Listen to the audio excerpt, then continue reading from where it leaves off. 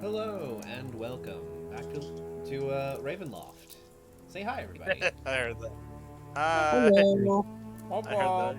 I heard that, I should have. Greg. Go on. Alrighty. In advance, I apologize to our viewers who are up to date, or not up to date, I suppose. I didn't get a chance to really post any videos as of late. YouTube is doing this weird verification thing right now, which if I was not in my normal home on my normal Wi-Fi, it's saying that it won't let me just upload videos, which is really stupid. So, you know, YouTube. Is it past 1 mark yet? Yeah, it's past 1 mark. Eat a crock of shit, YouTube.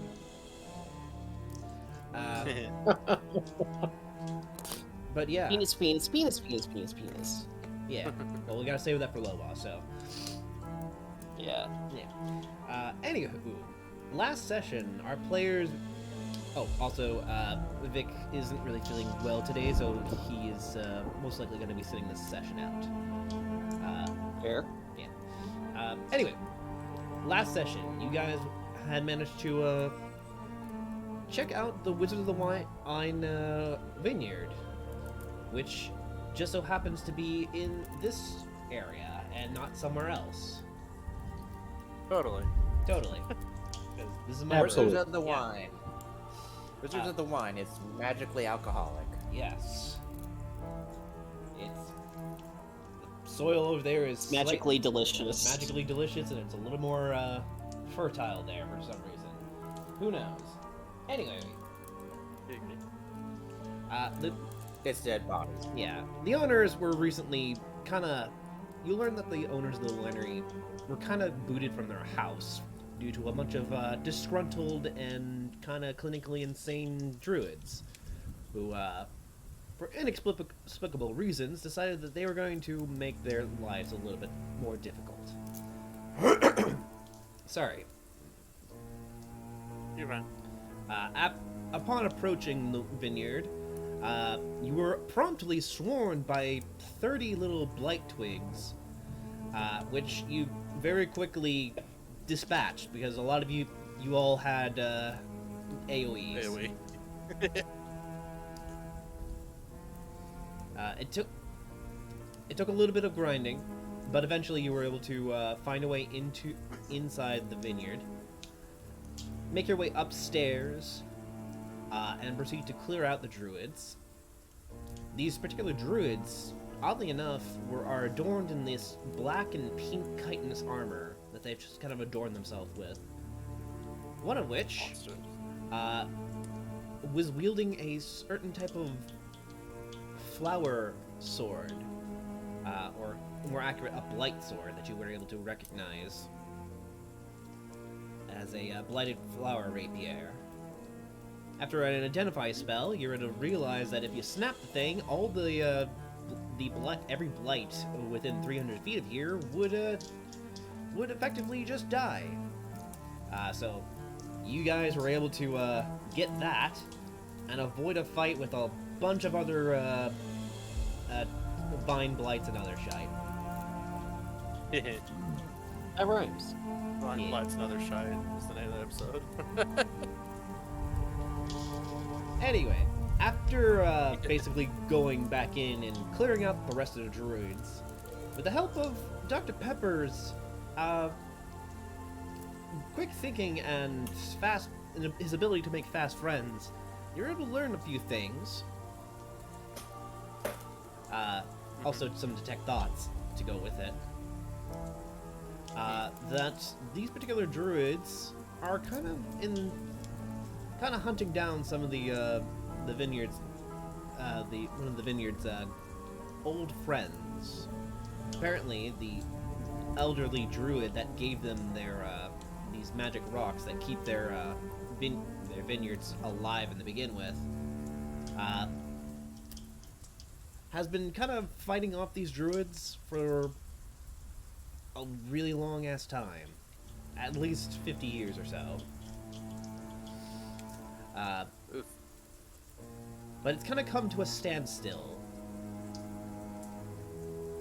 Allegedly, he's off near this hill, where he's kind of encased himself into a tree, making sure that whatever blight that the druids are spreading across these lands is stalemated. Yeah. You don't know how much longer that this person will be able to survive. But after reading the mind of one of the druids, you gotta get the feeling that they now have the means to perhaps make a move now. With that in mind, after clearing out the place and giving the owners back their home, you were allowed to stay there and get a long rest. And because we haven't been doing this for a while, we're going to retroactively get a little bit of training in. Oh yeah. Montage. I will allow 2 rolls because we forgot to do the one before. So 2 rolls for training of your choice. Cool. All right. I guess I'll go first. I was trying to get the lucky feat, and I forget what I was rolling for. I think it was just Arcana, right? Yeah. So just 2 Arcana rolls. Yes. Yeah. 27. Yes! 27. Oh! That is. That's it. That's enough. I had 57 already, so go add that in there now. Okay. We'll get to you. We'll roleplay that on a little bit. Next roll. I was rolling for the observant feat. Alright. You can roll whatever you believe can justify that training. I would imagine perception. Yeah.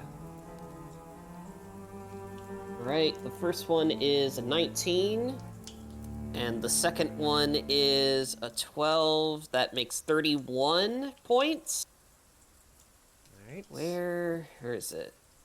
3. Oh my god!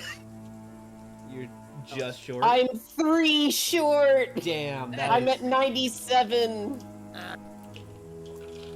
Well, shit. Wow. Alrighty, who's next? Arcana. 24. Good roll. Good roll. 15. There we go. Make sure to add that to your total. If I remember correctly, it should be under one of the tabs. My total what again? Yeah, this was the training. I made sure to write this down somewhere. That way... Dr. Pepper... Just double check. Yeah, I'm gonna write this down in my bio now. Oh!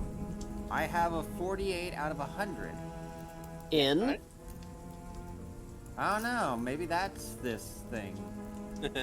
Alright, so add 39 to that. Oh my god, it's been too long since I've actually done math. Or no? Oh my god, this is actually really embarrassing. You're So 87. that would be, 87? the bite of... Yeah. I really hope he's in that movie, just because, like, that's why it's popular. So, wait, what happens when I reach 100? You get the skill that you were practicing for. Right, I better look in. Yeah, I'll probably pick it. Okay, cool, great, awesome. Alrighty. Who's next? Probably. Could you roll for me? I'm having trouble logging into Roll20, and I'd like, it will be the athletic skill, and I'm trying to get that, specifically, martial attack of impaling vampires with the stake. Right. I believe I wrote down that specific feat somewhere. Yes, you did. It's in Beloved's profile. Got it. Alright, first roll is 19. Second roll 17. Dang. Okay. Okay. I think that puts me over. It should also stay in my profile.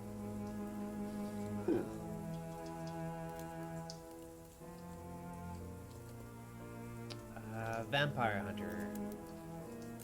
Yeah, you were at 89, so I should... yeah, you were only 11 off. So yeah, the Awesome. Yep, you have this fully ready to go. Huh. Wait, do you happen to have a note as to what I was training in? I believe that you were... I think it was the healer feat? Oh. Yeah. I think it was something like that too. It was either you were doing some kind of specific healing thing, or you were specifically learning how to make potions. It was something like That's that. about right. Oh, Yeah. okay. Yeah, I'm trying to make, in that case, I'm trying to make medicine taste good. I'm trying to make a Dr. Pepper cherry flavor. Yeah. Nice. Or maybe watermelon. Blueberry? Burnt root? Taylor's Are people eating choice. burnt root these days? Garlic flavor. All these things might be a bit Ooh. much for anyone who lives in Barovia because, oh my god, they're not used to flavor. It's like they're all British. Yes, Yeah. unfortunately. It's really They weird are for a also- country. Yes. Oh, they are also ruled over by a decrepit monarch. Yes. You didn't believe in spices? You don't have a spice rack in that whole castle? I'm sure He's he a vampire. does, He but doesn't has- need to eat. He did once upon a time. Yeah. Well, no one with IBS needs to really have that much excitement either, but they still try. Anyway. Alright, I think the only one left out is Zeal. Yeah, I was looking at my my proficiency sheet, and I think I hecked up somewhere. 1, 2, because I have 8 proficiencies selected, but I think I'm only supposed to have 7. And I think I accidentally selected one when I was swapping my phone or friend and didn't unselect the old one. So I'm trying to figure out what's the outlier that I'm not supposed to have. I mean, your phone a friend was for history. Yeah, and it's currently set to history, so I'm trying to figure out what I should have not still had selected. So I have insight and religion from my background. Then I get 4 other ones from being a rogue. So And then your freebie. what's my freebie? History right now, right? Oh, yeah, we already talked about that one. So that should be a total of 7, and I've got 8. And so I'm trying to figure out what I have here that I should not have. Well, I'll do. Do you think maybe is religion one of them? Well, religion I get from my background, Okay. and also that's one of my expertise. So I would have definitely had that as one of my starting ones. Anyway, they're irrelevant to the current conversation because And what are you I'm training in? nothing apparently. Natural one. Alright, well, we still got one more. I like getting ones. Ooh, you do? Apparently. So that's a grand total of 20 to your training. Not a lot, but Yep. So. yeah. Yeah. A lot. I'm 70 points towards Dungeon Delver, so. That's what you're getting. Okay. Oh. We were trying to ask what you were training in. Yeah. Yeah.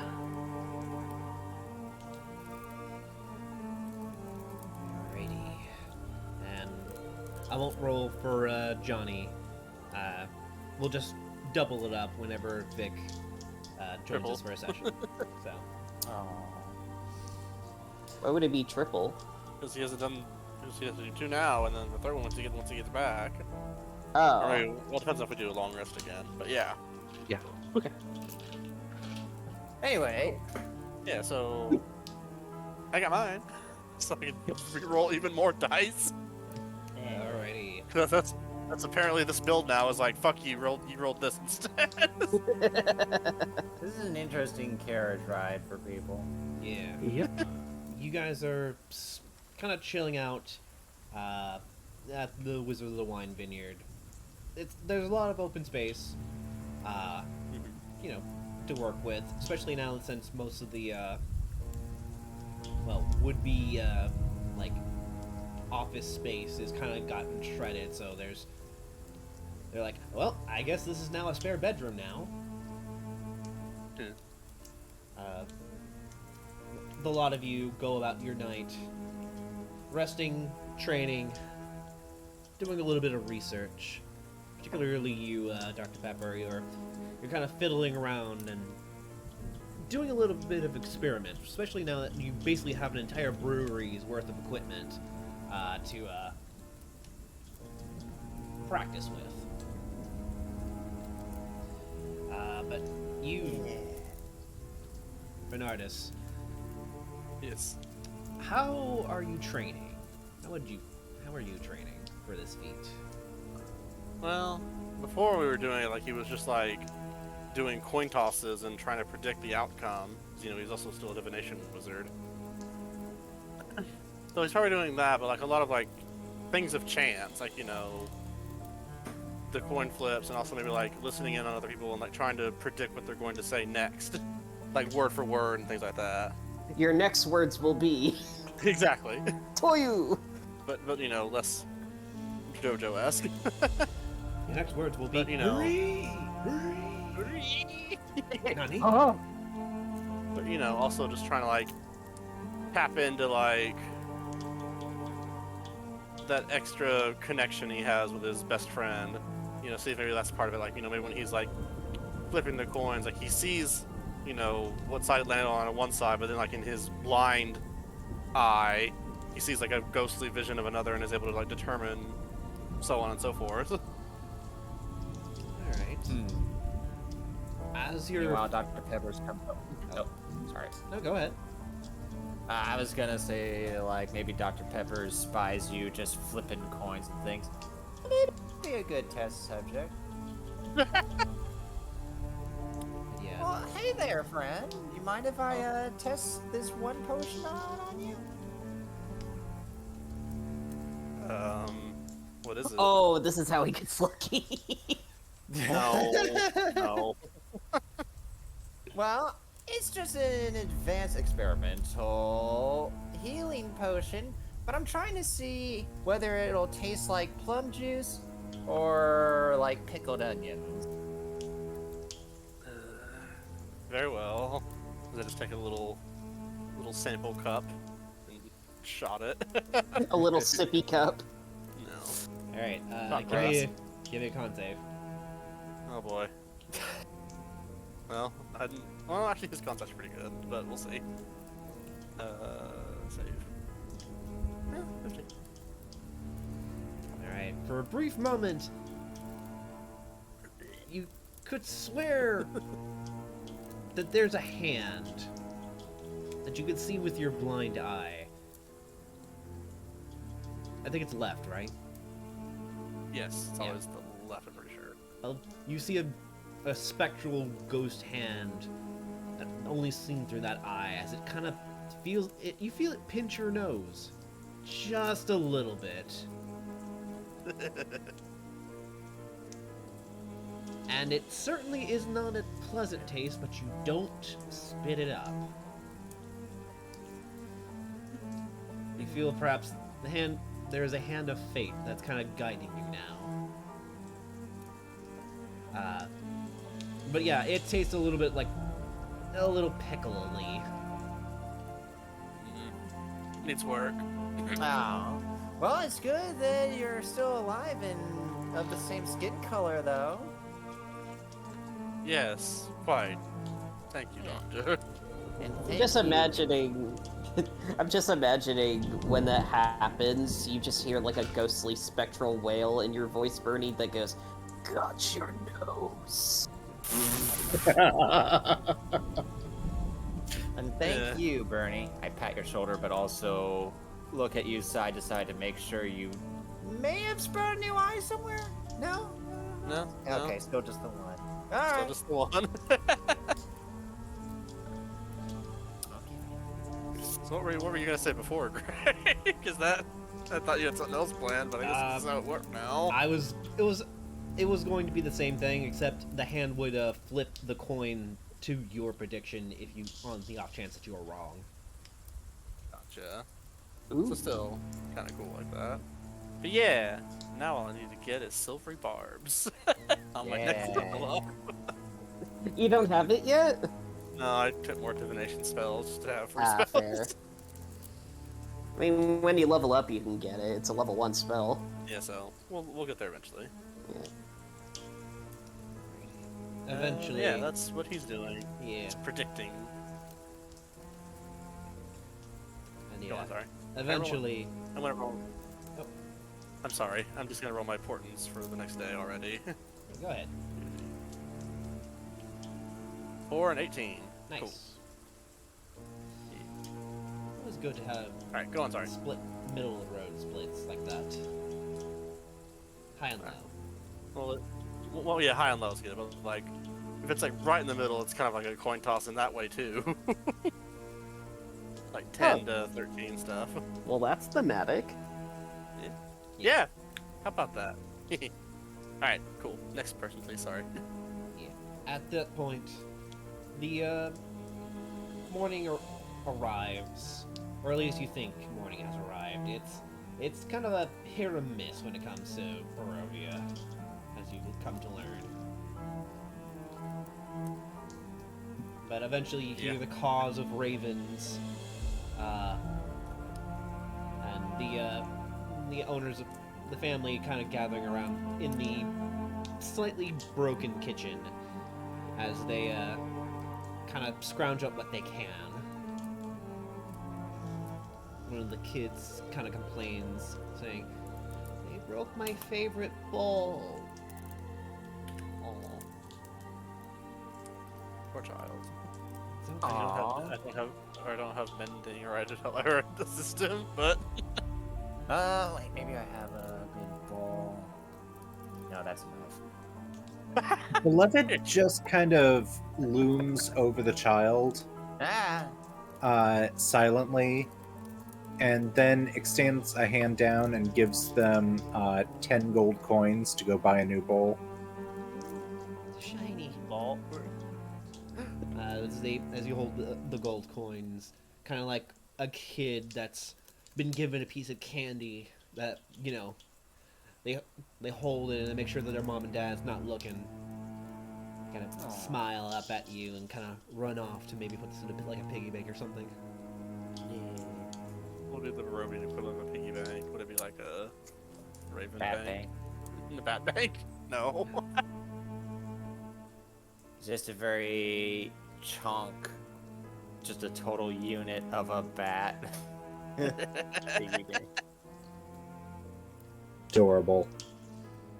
Actually, kind of want Eventually, they all invite you to breakfast. It's very plain. It's nothing special, but it's certainly, you don't need to write up a ration for this. Yeah. It's mostly just oatmeal. They still had some milk that was not spoiled, so they were added to that. As I get you. Davian does approach the lot of you and says, I suppose the lot of you are most likely heading out today. Is that right? If we're to try and save you a friend, then we have to be quick about it. It's already been a few days since they've stolen the stone, so if you are to rescue our friend, you would have to leave rather soon.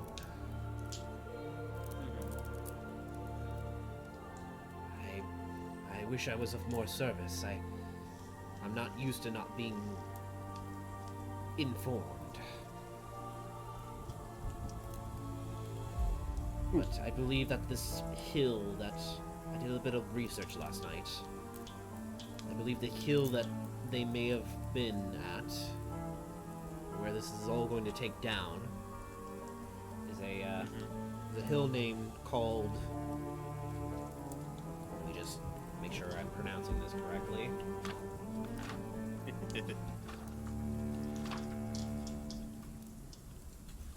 God, I wish I had these tabs better. Yester Hill. Yester? Yes. Y-E-S-T-E-R Hill.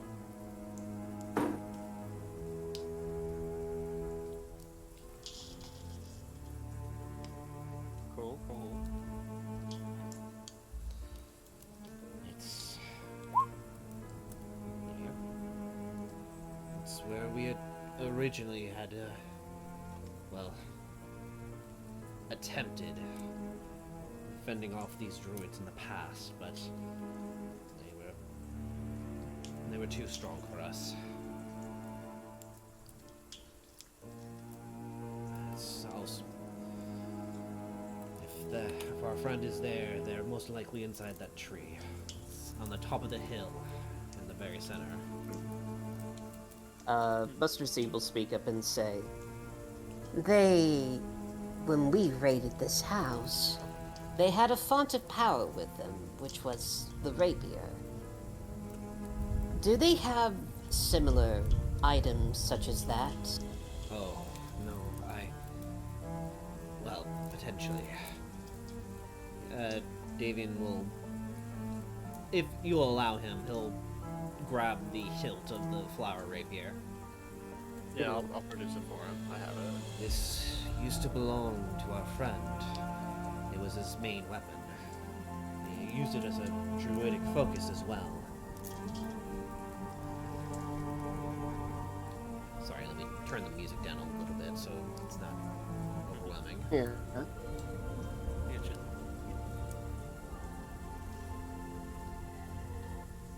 There we go.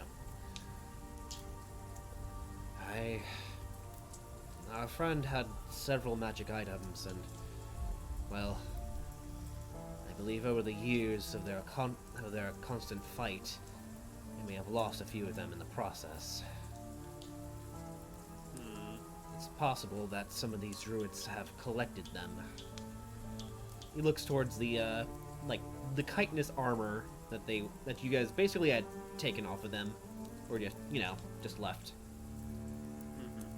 They have also taken up a habit of using our friend's discarded plating as armor.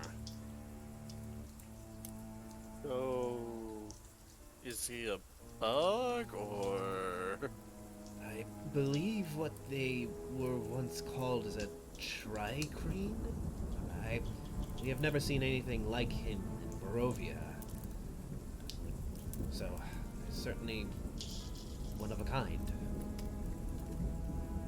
Can I roll something to know what they're talking about? Roll nature.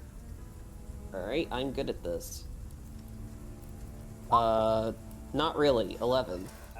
You're not. I mean, you're from the Feywild, so you know. An eye roll? Yes. Talking bugs, you'll have to be specific. There's like 20,000 of them. Yeah, exactly. In the Feywild, these- fucking everything talks. So talking bugs is, like, eh. Nothing special, yeah. Yeah. 17. Burn, you know what tricrene are. They are these weird, almost ant-like beings, or insectoids that kind of are very reclusive. They usually have giant hives, most of the time living underground. A lot of times they are often associated with dwarven colonies, because, they live inside of, like, mountains. I get you. There was a bit of a rumor that they were quasi, like, telepathic. That they could talk to each other and not say words. But it's very weird. Speaking Trikreen is an almost telepathic type of way of speaking. They're known for their having extra arms, actually. 2 main arms, 2 tiny little arms that can be used to hold stuff. But their biggest feature is that they are indeed, basically, they're giant ant people. They're basically a Hunter x Hunter reference. Yeah.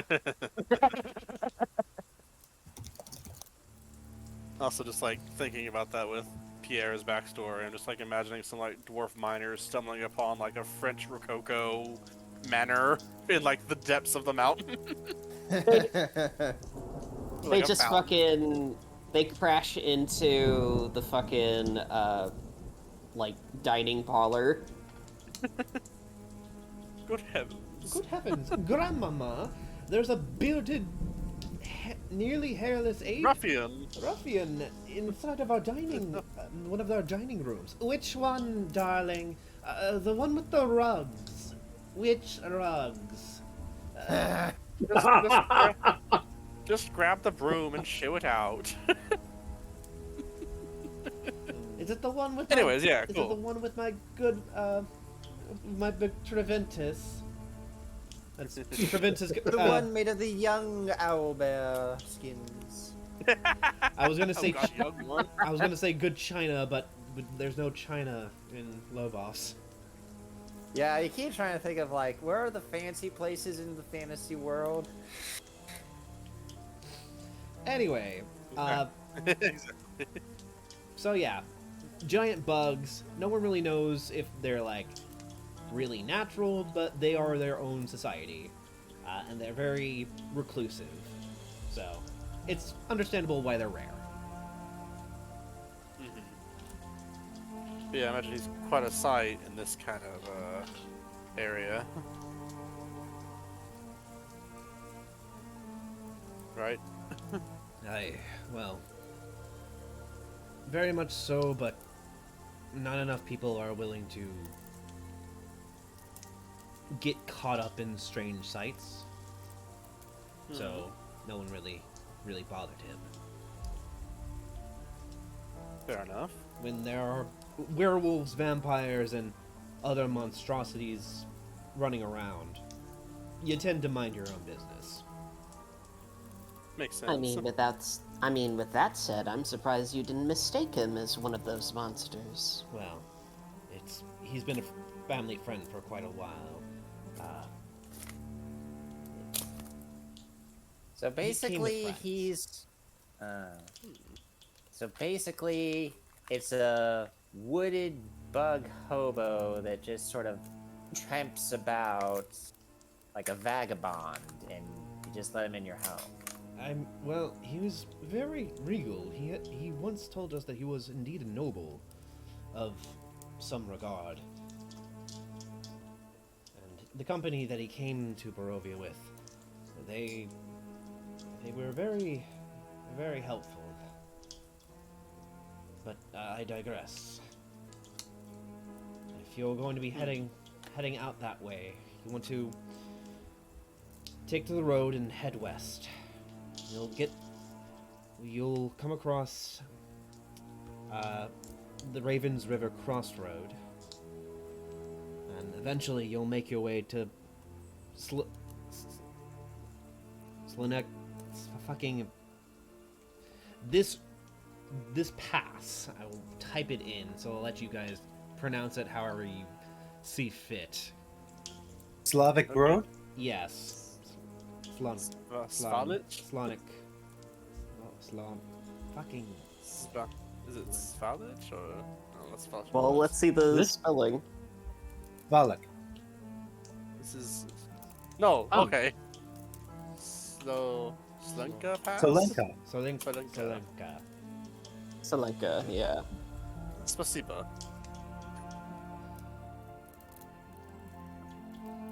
Shensia. No, whatever. Go on. Yes, once you reach that crossroad, you'll want to take a left. The right will take you to Kresk. So you won't be crossing the river. Which, hopefully, it won't give you any trouble. On your path... Beloved is. Oh, Sorry, go ahead. no, go ahead, go ahead. Oh, Beloved was just kind of examining the armor. Like, she's looking at it and then looking at her party of squishy wizards, and then looking back at the armor, like, you can see the synapses trying to fire in her brain. Like, wait a minute. If druids can't wear armor, but they were wearing this, then can the squishy wizards wear armor? The dial-up noises fire off in Beloved's head. Yes, exactly. These How can armor if squish? This does count as +1 studded leather. Neat. I can't wear armor. I'm a wizard. So, yeah, she's just kind of picking up and looking at it, and then wandering over to the others and sort of not like trying to force them to wear it, but sort of holding it up against their bodies, like, would this fit him? It's like the circle, triangle, and square block holes. Exactly. I mean, So she's just been quietly doing that the whole time while y'all have been discussing this. if you can take the cuff off of it, I can use it as a belt. Yes. There should be one thing that you'll end up passing as you take that route. I believe that there's this old ruined mansion. It's long before I was very young. I heard word about a certain silver dragon that used to take rule of that area. It's been long since ruined. I don't believe there should be any reason for you to go in there, but it's just it should be just a landmark. If you see the giant manor with silver dragon emblems on it, you'll know that you're heading in the right direction. I imagine a silver dragon didn't stick around here for long. Well, it died. Oh, is that the thing those last adventurers conquered, saved you from? No.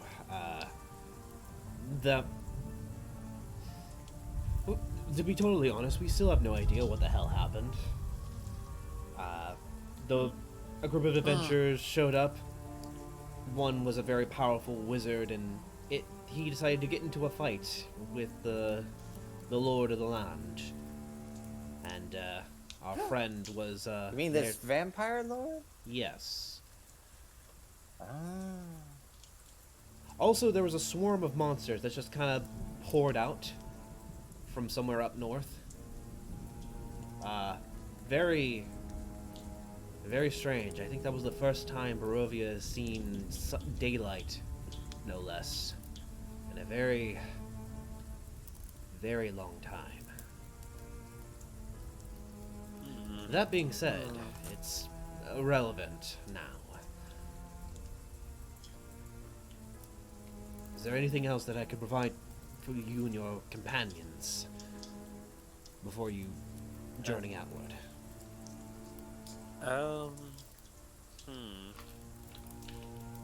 Nothing I can really think of at the moment. You seem to have to, like, take care of your own first, though, so... Yeah. And don't worry, if you are heading out west, I will send out one of my boys back to Vallaki to inform those at the Blue Water Inn of your deeds.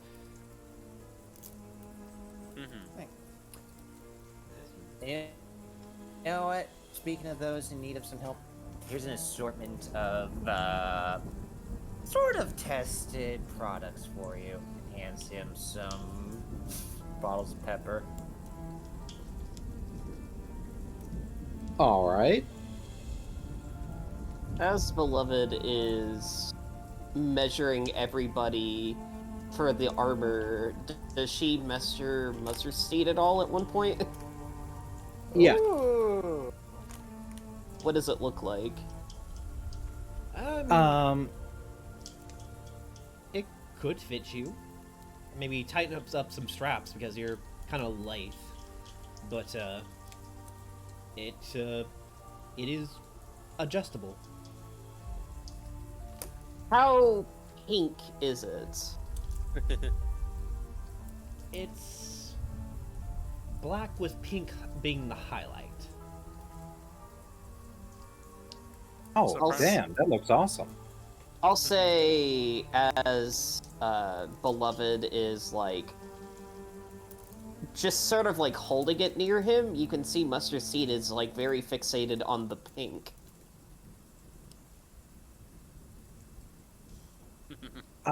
Beloved notices that he is fixating on it, and again, you can hear the dial-up noise of, oh, this might be a problem. So she very casually cuts her hand on one of her weapons and then smears her blood over the pink part so that, It's red. it's gone now. It's gone. I will take 1 damage to my health.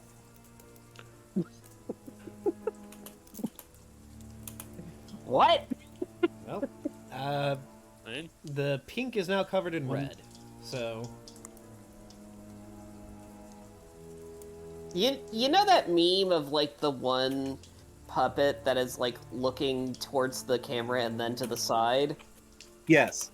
That's what Mustard Seed does. He doesn't say anything during this whole thing. He just looks at it's like, oh. Yeah. Yep, she Give it- fixed it. It's good now. He can take it. give it He some better time. take it. Give it some time. It'll turn black, solid. Yeah. Like a muddy red. Brown. I Like rough very red. hesitantly grab it out of Beloved's hands. And you can see like his lips quivering as he's figuring out the word it says in the benefit. And then eventually he just says, "Thank you, Sorry. Beloved." Beloved attempts to smile at him reassuringly, and I'm just gonna make an intimidation check.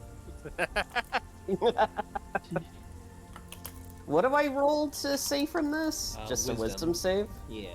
Alright. Oh no.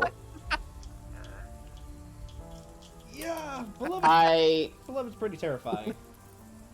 Yeah, I just like very slowly back up. She thinks this is a good reaction because this is normally how people react to her. Yeah! Absolutely. So, Mustard Seed accepted the armor. Does anyone else want to wear it? I cannot, but thank you for the offer. I don't think anyone else can either. Does Dr. Pepper want to wear it? Dr. Pepper would love to wear it, but also... He's a wizard. Oh, wait, yeah, I guess. Yeah, I'll wear it, sure. It'll be a fun experiment in case I shouldn't wear it. That's delightful. You can see the confliction in Mustard Seed's like bright pink eyes. Because it's like, it's stained, but I also really want this. But also, I get a lot of amusement out of Dr. Pepper's happiness, so fuck it, here you go. No, there's Yeah. more than one thing of armor. Yeah. Yeah. Oh. Yeah. Yeah. That's why she was like trying to offer it to everyone. Oh. Okay. Yeah. I thought there was just Yeah. one. How many do we have? There were 4 druids. There were 4 druids. One of them had the +1. The others had the other pink, but like cobbled armor. But it only counts as there's only 1 +1. The rest of them are just standard studded leather. For brevity's sake. On to +1. can't even wear it. I know. Whatever. Yeah, I will say this much, Dr. Pepper. While you are equipped with with armor that you are not proficient in, you're going to have disadvantage on a lot of saves. Oh, in that case, Dr. Pepper, seeing as how their strength their strength, what do you call it? The strength die? Yeah, it's a strength stat, whatever. Stat is a -1, they flop over. It's like you just put it on for one, and then like 1 frame later, he's on the ground, unable to move. Your hollow bird bones can't handle this weight. Oh, fantastic! We have a successful failure. Please help. They Please help. take off the armor. And then 1 frame, he's back up. Thank you, Nurse Bride. Nah, she'll just dedicate herself to protecting him. No big deal. Yeah. Okay. Anyone else? I already got mine. Is that the +1? Yes. Yeah, I'd say probably you have it. Alright. You're the only one who can wear it, and it actually fits. Because Shem is so small, it is possible for him to maybe get like a piece of it, but it's going to require him to actually get fitted for it, which unfortunately we don't really have anyone who can has leather. Save the match. We'll get. Yeah. Shape it for us. Mm-hmm. Yeah. We'll just have to go back to the toy maker. I don't think we're allowed back in Velaki, or at least is it? I thought we saved that place. We did, but we also kind of left. Just left. I mean, Just no one's okay. gonna stop you from coming back in. No one can. No one It's can his stop if they us have from a coming problem back in. with. Yeah. Oh, Maybe probably better to go to Krez though. We're already halfway there. Anyway, sorry. go Yeah. on. okay. So, without wasting much more time on the armor thing, that means one person is wearing the armor. There are 3 extra sets. Do the Ravens want to keep any? They wouldn't mind keeping it, especially since, you know, this armor has part of their friends, like, chitin. So it's like, we would actually prefer if we didn't just, you know, have parts Toss of them our on the friends. wayside. Yeah. Okay, that's fine. Beloved will just take a small piece so that they can put it on Simu later. Shemu. Yeah. Without further, and without delay, your party regathers your stuff, gets back into the wagon, and you head off.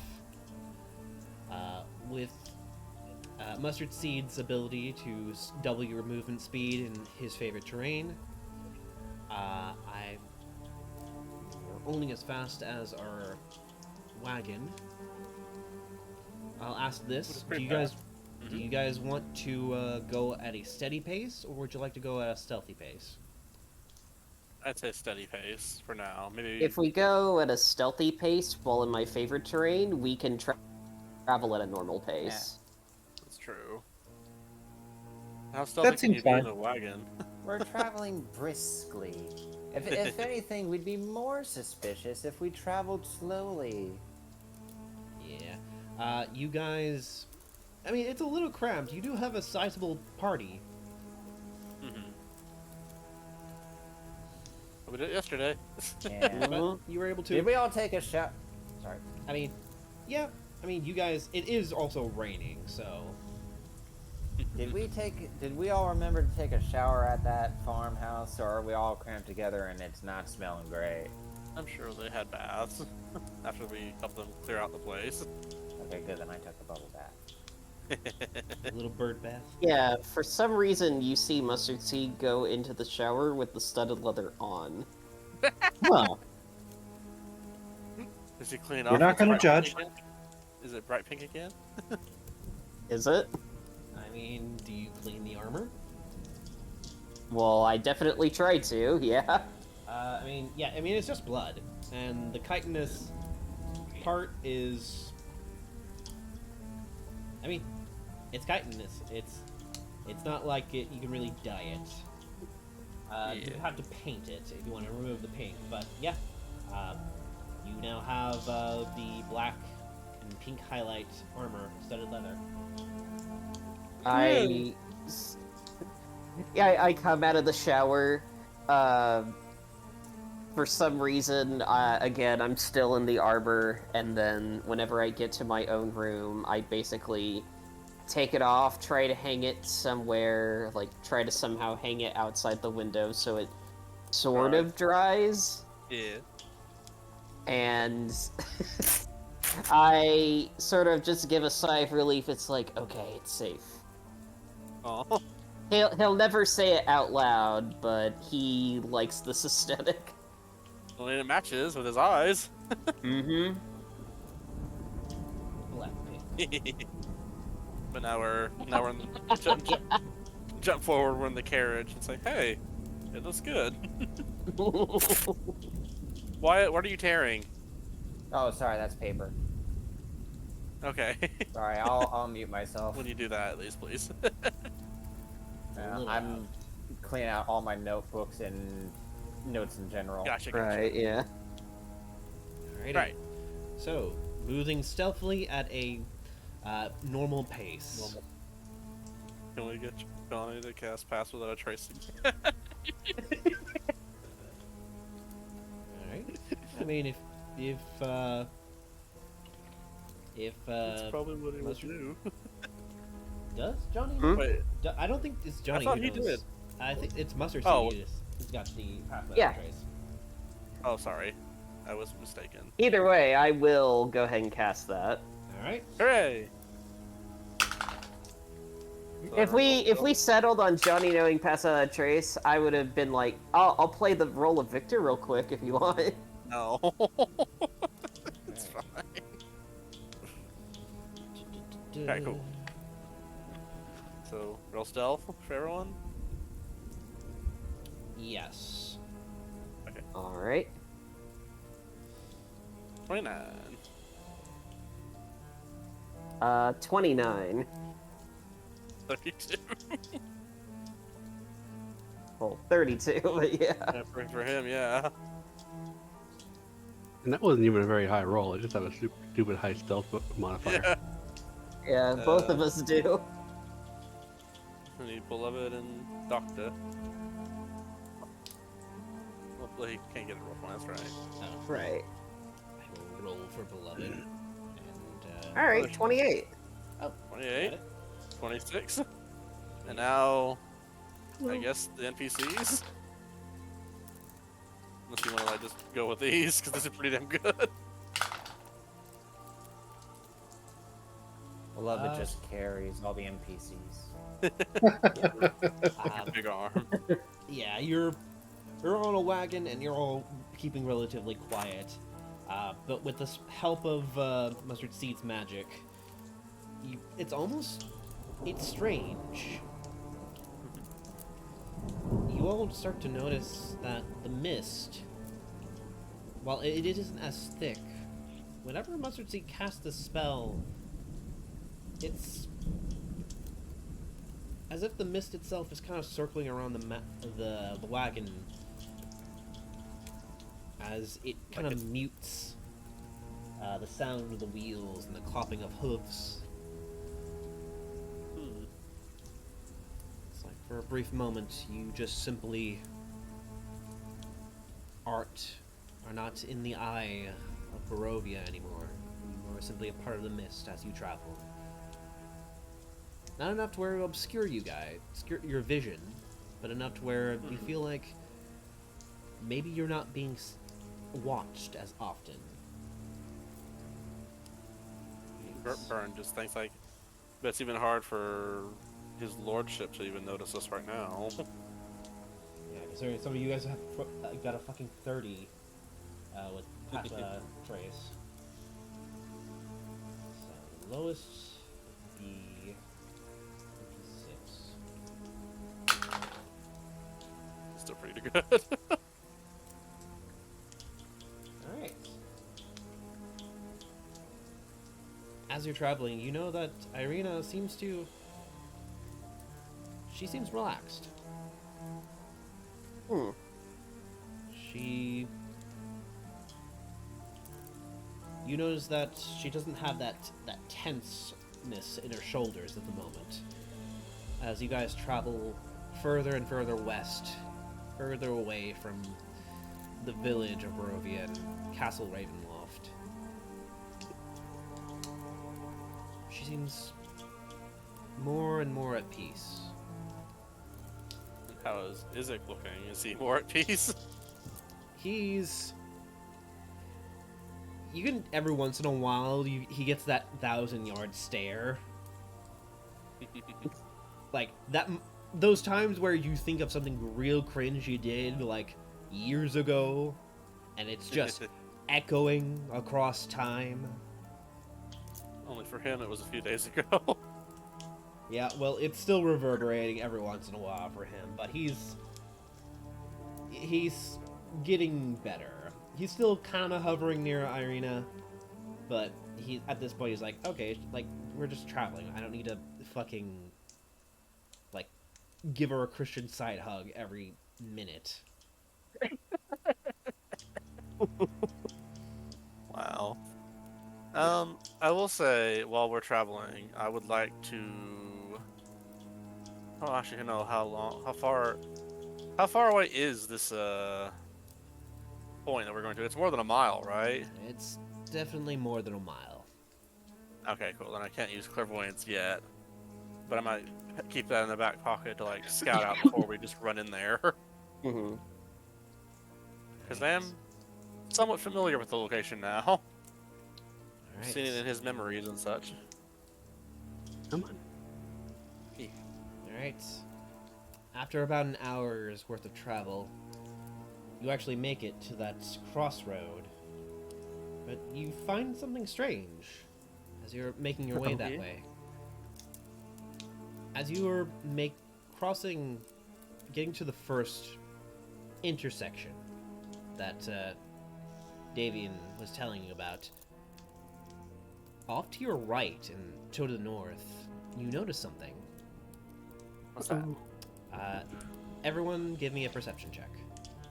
Okay. Come on, I'm good at this. Doink. 18.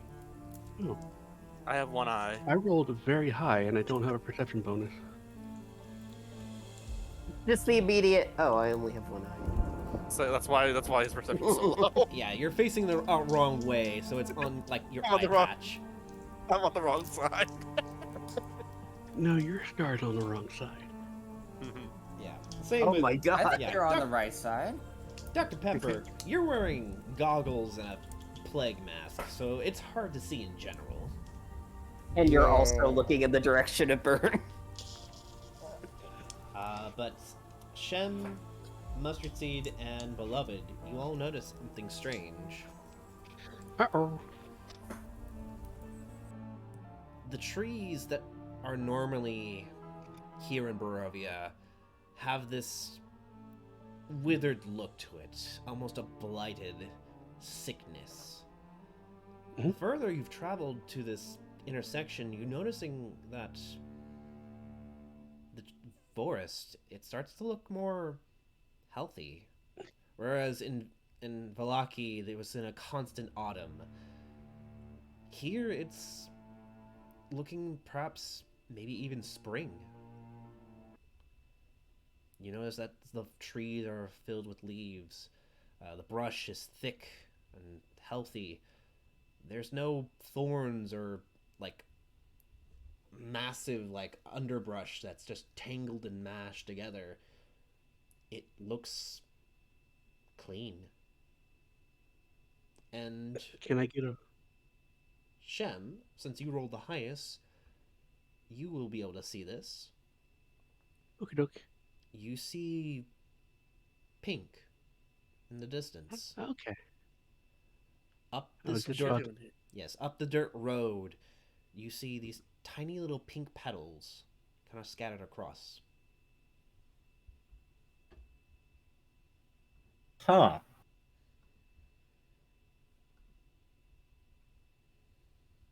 So I guess I get the vibe that the forest is getting healthier the closer we get to the pink tree. Potentially. All right. All you know is that this path up to the north, it's it looks as though this is probably the healthiest Barovia maybe. Wait. So the path to the north is pink? I thought the we were going to is all the way south. Yeah, yeah. It So is. I'm saying the north is pink. yeah, Hmm. might be worth looking into if that's the case. Well, that's the way we'll have to go anyway. Above table. That's why we have to go anyway to get to Kresk. So Ah, we will be passing by it. So To reiterate, I do mean up this dirt Oh. path this one? to the lake. oh, sorry. Yes. Is that building on Lake Bartok? Is that the crazy manor that the dude was talking about earlier? No. Okay. So I know we're on a timetable to get to the druid tree, but anyone want to investigate this pink forest? After the tree. Yeah. We are on a bit of a time crunch, Is that but it is. is that good indeed- with everyone? We investigate that after the tree. That sounds good to me. 'Cause Yeah, sure. We are on a time crunch, but do you point that out to everyone? The trees and such? Yeah, I figured I would mentioning it to everybody, being like, Hmm. I don't know if it's related to the druid because it seems to be nature magic and it's very pink oriented, and that seems to be the color scheme of the guy we're trying to save. So I was wondering if, since we're already here, it might make more sense to deal with this, see if it gives us an edge on trying to rescue him. Hmm. Did anyone mention what was over here by the lake? In our recent memory? I I don't think we ever heard anything about Bartok. there. I'll say this. I think I did, but for brevity's sake, we can all just roll a history check to see if, in passing, if anything was said about this place. Sure. Right. Fuck. Let's use a luck point! I don't think we need to. Well, never mind. We'll let him do that. Alright. Shem, you spent a lot of time in the Blue Water Inn. Just kind of chilling because, you had to keep a low profile for the job. You remember Erwin talking about this lake. And it was actually about the event where that wizard had picked a fight with Strahd, sorry. Alright. Apparently, the adventurers that came to their aid, they came from this direction. Or at least they think that's where they came from.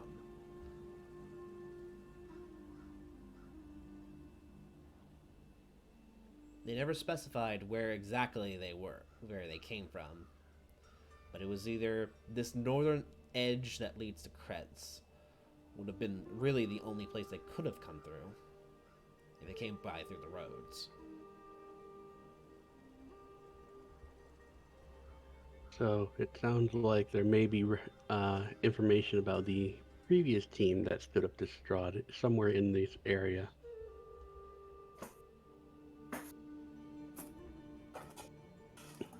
I don't know if this changes the response I get at all, but since history is my phone or friend stat, I have access to the spirits of the area who tell me this shit. So I mean, you can't really get better than a natural 20, so yeah. But all right. yeah. It is a point of interest, but not of actual concern. All right.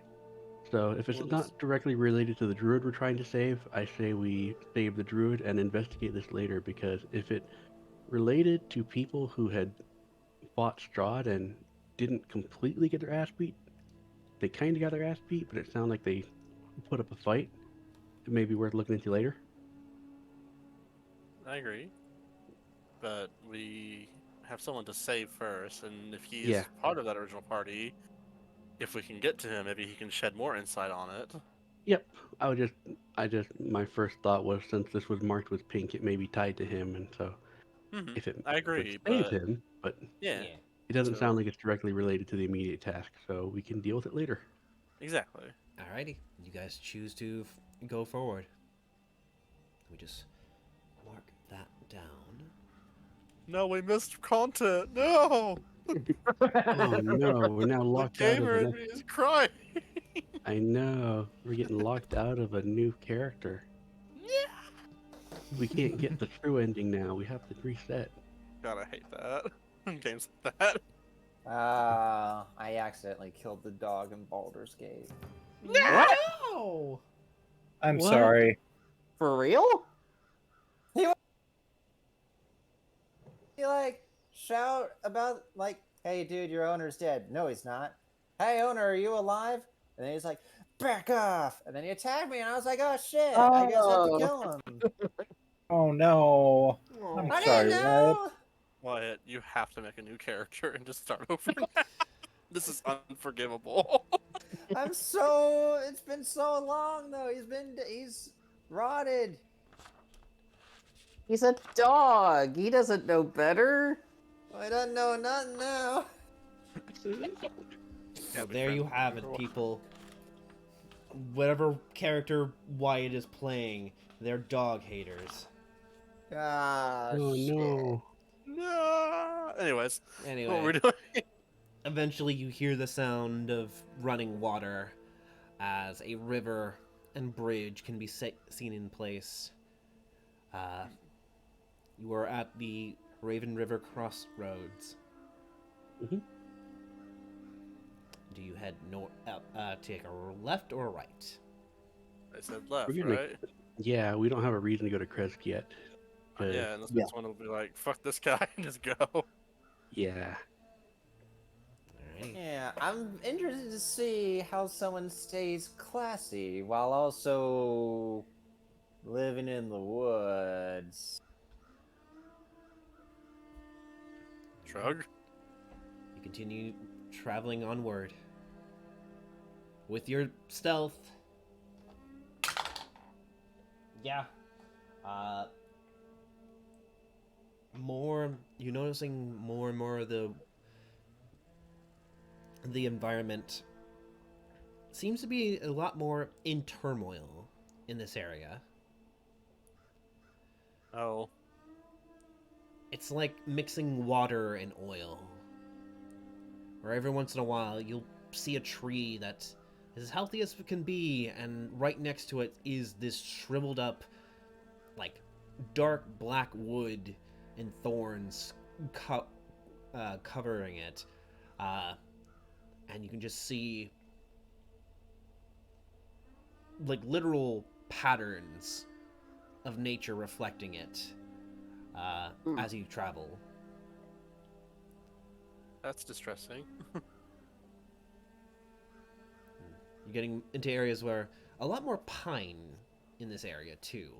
Seems to be more cooler and maybe getting a little more crisp on this side of the mountain range. Could I inspect one of these trees? Go ahead and give me a nature check. Yeah, I'm a doctor, dang it. I have to inspect, tools of the trade and medicines I have to crush up. Peck, pecks that tree. Yeah. Woodpecker.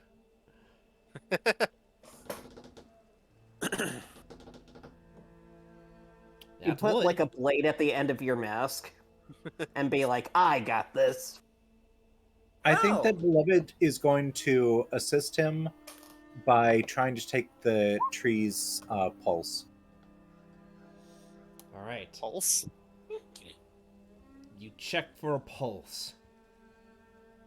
I'm sorry. I hate to say this. But there's no pulse. My Oh, god. no.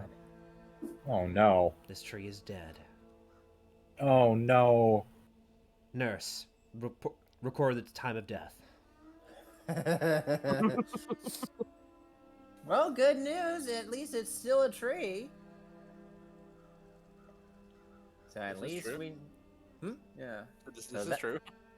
So that way we know it's not full of demons. Yet. Yeah, you say that as one of the trees that looks totally blighted. Just kind of like you see a face kind of like seeping out of the wood. Peck, peck, peck. Ow! Stop it! Peck in the eyes. It's like, no, stop. Sinks back in.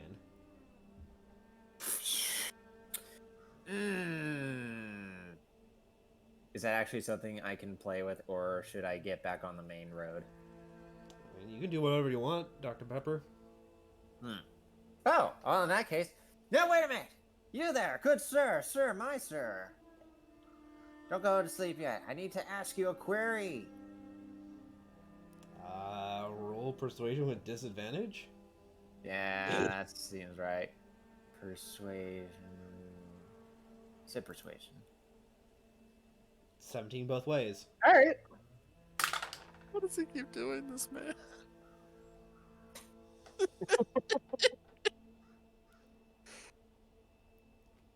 It takes a little bit of time, but eventually that face just kind of seeps out slowly. Yes, you there. Have you seen a fancy homeless bug man? What do they call them, beloved? The vagabonds that move place to place like a fortune teller. Wow. Yet no. Bride, Mrs. Bride, what are they called? Wino. Wino, yes, like a wino. What? It tilts its head in confusion, but it keeps pushing for more and more out from the tree. Okay, that's no go on that. What about your brethren here, the blighted?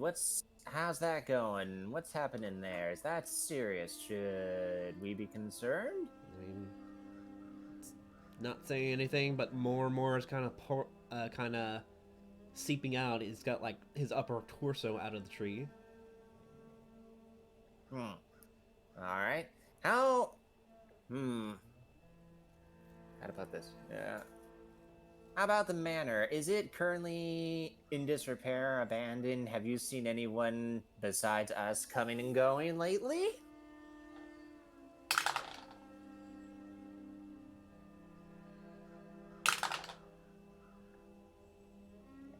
Yeah. Am I muted? No, you're good. Eventually, as you're asking these questions, this thing eventually begins to slowly and take shape as standing in front of you is almost like do you guys know, tell me if you remember that old comic book where it was like composite Superman and Batman? Oh God. What do you mean by that? Composite? Like Yeah. like one half is literally just Superman, the other half is like Batman, and they're literally just sewn together, and that was a supervillain. Yes, I do remember that. Okay, so I want you to imagine that between a vine blight and a dryad. Oh, God. Okay. One half is this horribly mangled and gangly looking creature. The other half is soft and like has kind of a birch color to it, with these almost like a maid outfit that kind of looks as if its apron was made out of cherry blossoms. Oh. Interesting. Its face is in utter agony, as its form has been twisted to this composite form. As it finally, its groans sound as if it were a tree that's about to fall. But eventually, through a little bit of struggle, it manages to get out a few words as it points down the road.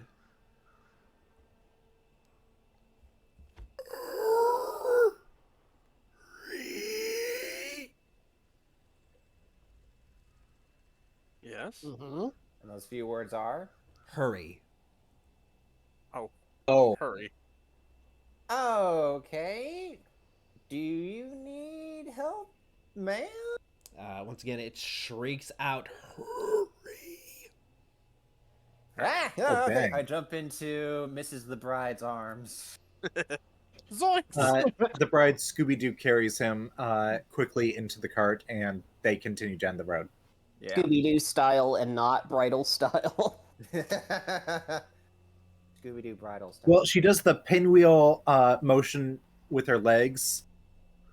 You know, when it's Insert, when insert, Velma's carrying the entire team in her arms. yeah, insert bongo run cycle here. Wow. Exactly. Anyway, Nice. I take it that you take her words into consideration. Do you want to continue on a stealthier approach, or would you like to travel a speedier approach? It may be time to haul ass. Beloved's always up for a fight, so she doesn't care if they hear her coming. But she'll go with whatever you guys want. And I say we do it speedy style. Assuming something's chasing us, then yeah, I too would also like to go quickly if possible. Well, just- yeah. She's not chasing. She's telling us to fucking speed up. Right. Then yeah, sure. I don't mind speeding up. Well, Alrighty. there's a sickness in these lands. You don't want that to spread. Alrighty. Am I close enough to do clairvoyance now? I don't know if there's a way I could like detect that, but At this point, as you guys are traveling at a normal pace, which in that case is double paced because of mustard seed, you manage to race down the road, and with Pass Without a Trace still active, you're able to actually avoid a lot of encounters simply because you just flat out have a base 20 stealth. Damn. Yeah, there was gonna be this one scene with a zombie squirrel, but don't worry about We accidentally that. ran over it. Yeah. Strahd's behind one of the trees, like, okay, they're gonna come by any second now. Any second now. Any second now. Okay. Uh, Where the fuck His are phone. they? Should have been here. He didn't cast no detection this time. I know he didn't. Where are they? Just picks up like a pocket watch or something like. God damn it! But yeah, I eventually, know the perfect gift for this. Yeah, go Yeah. on. eventually, the forest on your right, as you guys are traveling real quickly, the forest breaks, and you look off to the right. You see this extremely beat to shit mansion in the distance, just down the hill. And you remember that Davian warned you of this as well. You're on the right track. As you can tell that is the mansion that he had told you. He didn't give you a name, so I'm not going to attempt at even saying it. Yeah. It's a lot of too many. know your limits. Yeah, that is too many vowels for me to. Okay. Yeah. I'm gonna make a perception check, just because Beloved's gonna try and memorize where that mansion is, because she's just got a weird feeling about it. But Is it she's really hard? gonna focus on the battle. Yeah. Beloved, as you stare off in that distance, with a 16, you swear you see someone standing at the doorway of that place. Oh. She doesn't mention it. Fair enough. You continue onward. Again, no encounter. All right. At this point, you're starting to hit the hill. It's starting to get steeper and steeper. Running up that hill. Yeah. Man, I don't know what that tree was talking about. Other than this bumpy road, it's been a smooth ride. And eventually, you start to see something up ahead as the overhead forest kind of clears out for a brief moment. You see it. At the very top of this hill, there is a gargantuanly sized, tree. Across the road, you actually have to slow down a little bit because there's just a giant pink and black root that is kind of disturbing and uprooting the road. You have to go around it. You're actually surprised that you didn't see it ahead of time, considering how fucking big this is. This is a giant tree, emphasis on giant. I'm more interested in finding out if there are any more evil druids around. I want to keep an eye out for them. All right, give me a perception check. All right, that's not going to go very well. Your boy is not perceptive. And yet,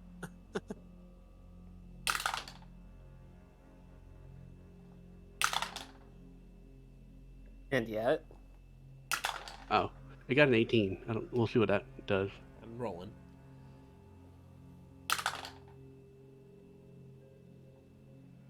You notice something strange, Shem. Uh-oh, Spaghetti-O.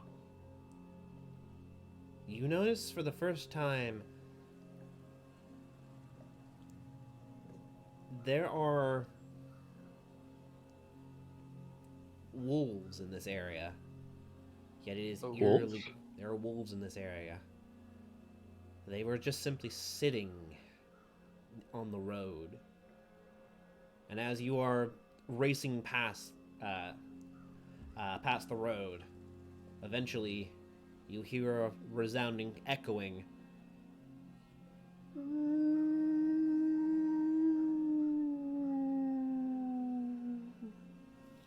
I hope he just tried to woo and it didn't come through. I did. Oh, God It didn't- damn it, Discord! Why can't you let us yell? Awoo. Awoo is illegal. That's what Discord Oh, is saying. God. 5, 6, 7.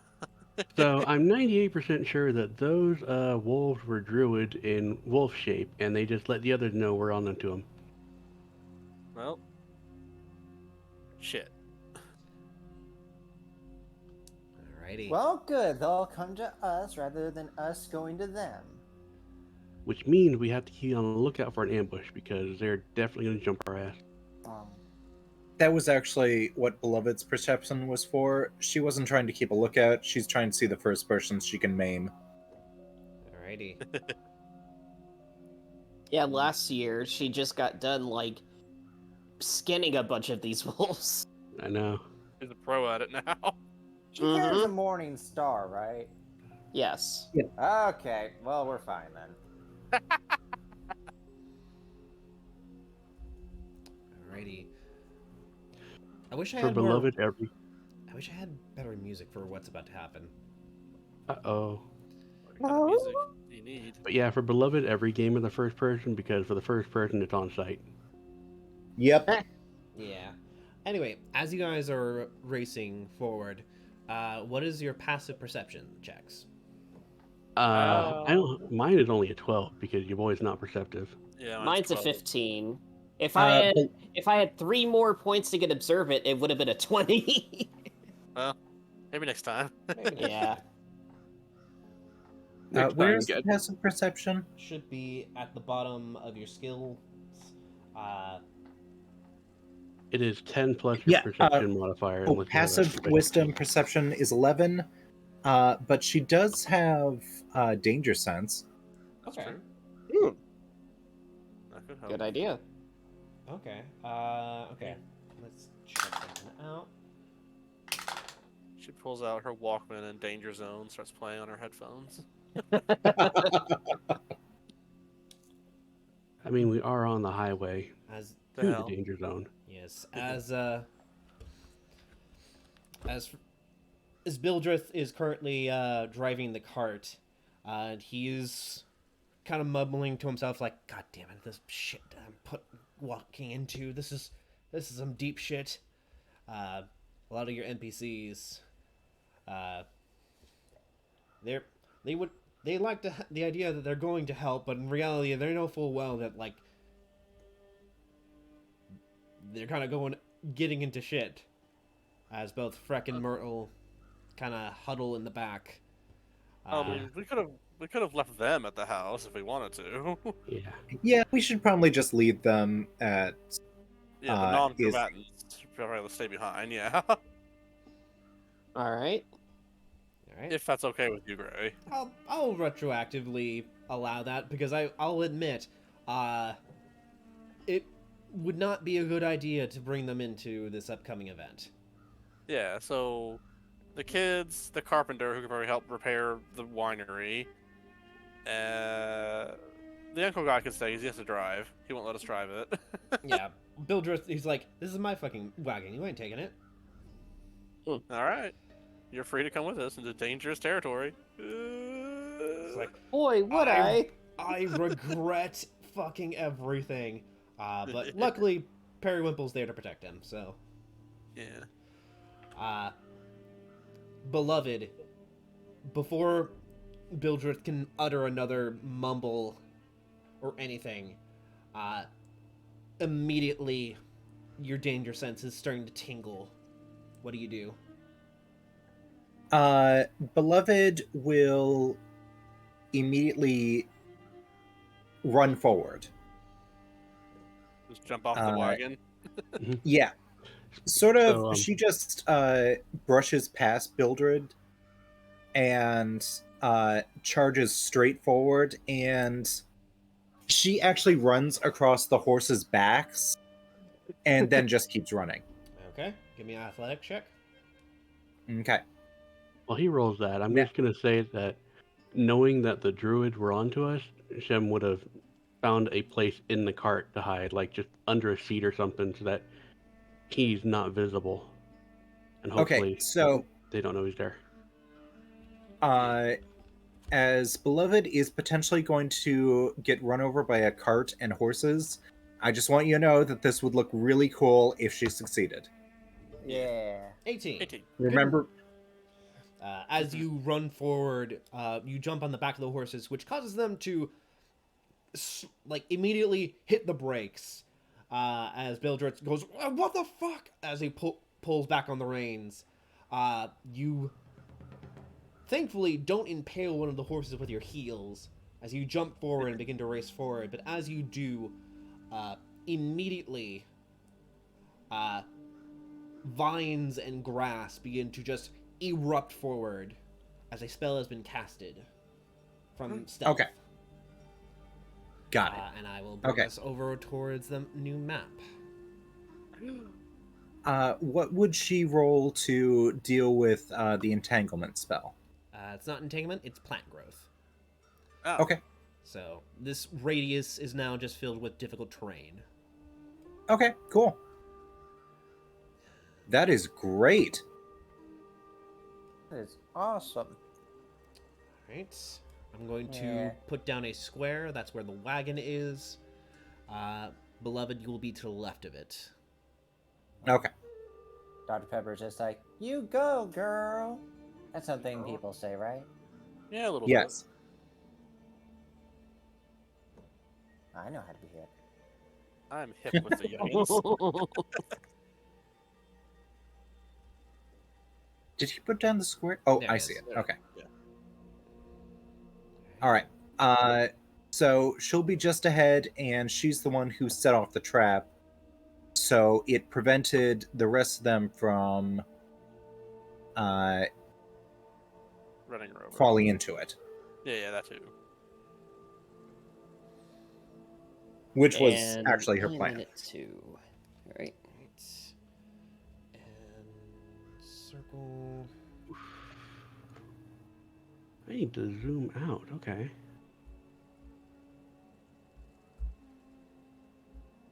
Let me.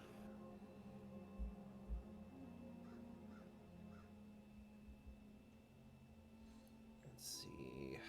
How big is plant growth? Pretty big, actually.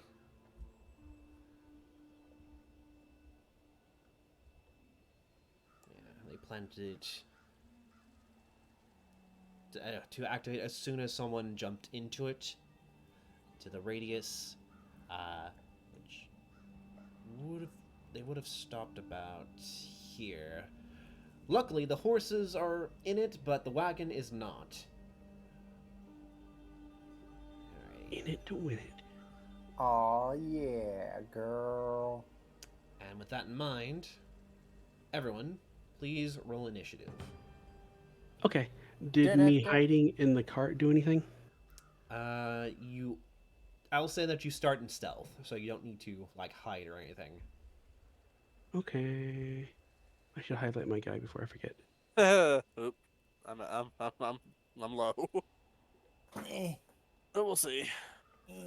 Move. I forget. Are your portents a reaction? Yes. Then yeah, you should be okay. Yeah. Pretty sure they are. Oh man, it's slow moving these things. You can. Do it if you want to. Actually, it doesn't say it's a reaction. I just do it. Oh.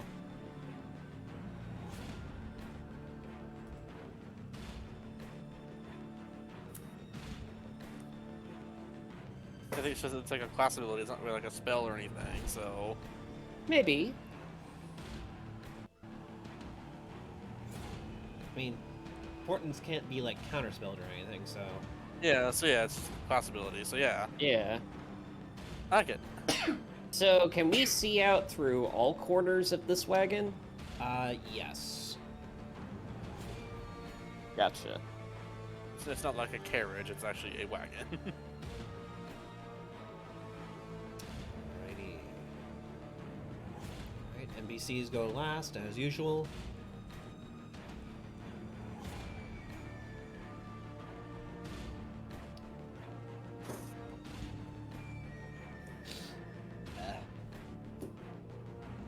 Sneezing. It won't go away. I understand.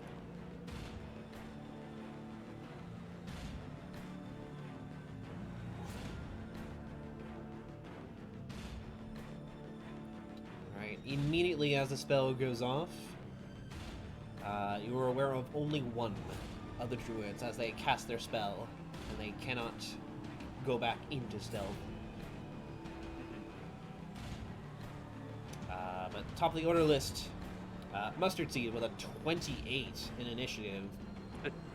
Go ahead and do your thing. Alright, so we can only see this one? Unfortunately, yes. And what's the green circle again? That is difficult terrain, plant growth. Basically, Gotcha. all the grass just shot up, and it is now like up to like your shoulders. Alright, I go ahead and knock 3 arrows and go for the one that's in range. Yep. Yes, okay. First attack is a 22. That hits. Second attack is a 28. That hits. And the third attack is a 17. That just hits. Alright, so first attack, max damage. Second attack, an 8. Third attack is a 12.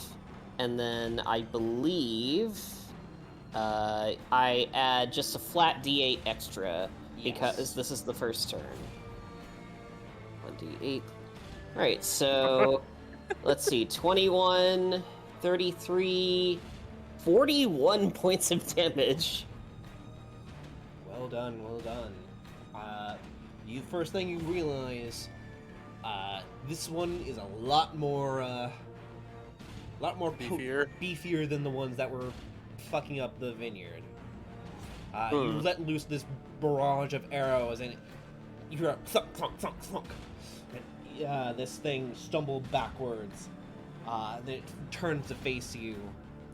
And it looks absolutely feral as it screams out bloody murder towards you, kind of frothing at the mouth as a black and green glow kind of emanates from this man. Mr. Z just goes, eh. That's my turn. Dish. Alrighty. It is now a druid's turn.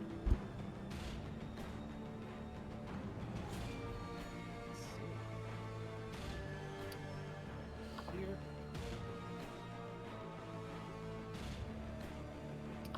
You notice one from the south is going to come up here.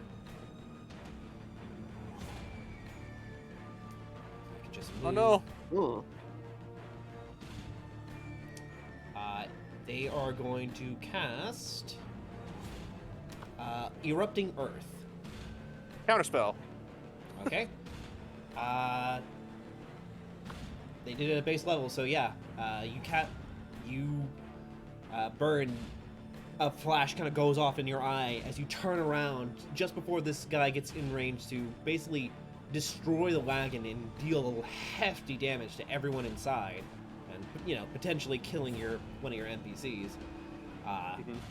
You turn around and you manage to disrupt the flow of magic in his hands. He looks down and back at you. He's like, "You bitch." He just sees like a skull scream in his mind for like a split second. It's like, ah! He jump scares him. Yeah. Yeah. It's like that Halloween game where you jump scare your opponent. Alrighty. 5 nights at Bernie's. Let's let me add his turn on the scale. There. So he's actually shown and I don't forget. Alright. It is now Dr. Pepper's turn. Wunderbar. Yes. Sorry, I had to step out for a minute to deal with the stupid thing. What are the druids coming at us as? They are druids. They're going to use spells to attack you. They're a little bit beefier than the previous ones you fought. Also, one just tried to blow up the cart, and Burn stopped him at the last second. Oh, well, that's good. Might want to take out that one. I like It's that up to idea. you, though.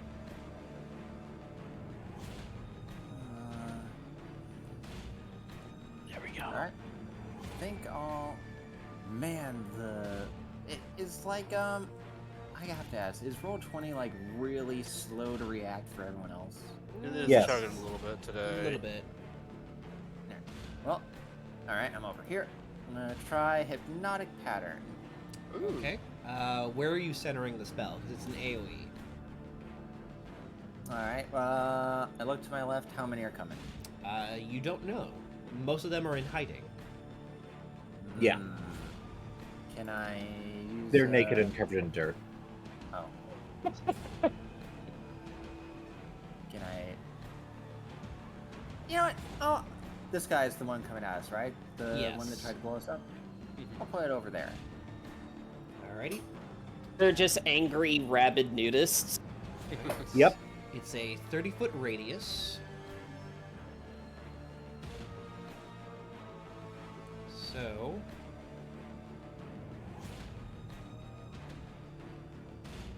you could go all the way over there. And to there. Okay.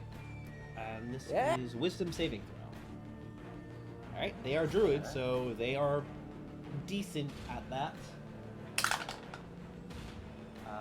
Well, the guy who tried to erupt you guys failed with a 13.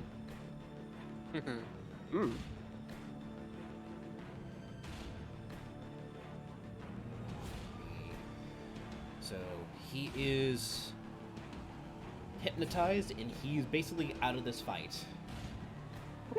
until someone wakes him up. Alright. I just have to do Oh, that should... You actually catch a few other people, as you feel as though your magic Oh. may have caught maybe more than just that druid. Oh! Well, looks like somebody's not gonna get killed by us today, maybe, hopefully. Oh, they will. Oh. Probably. Aw. Well, you never know. Alrighty.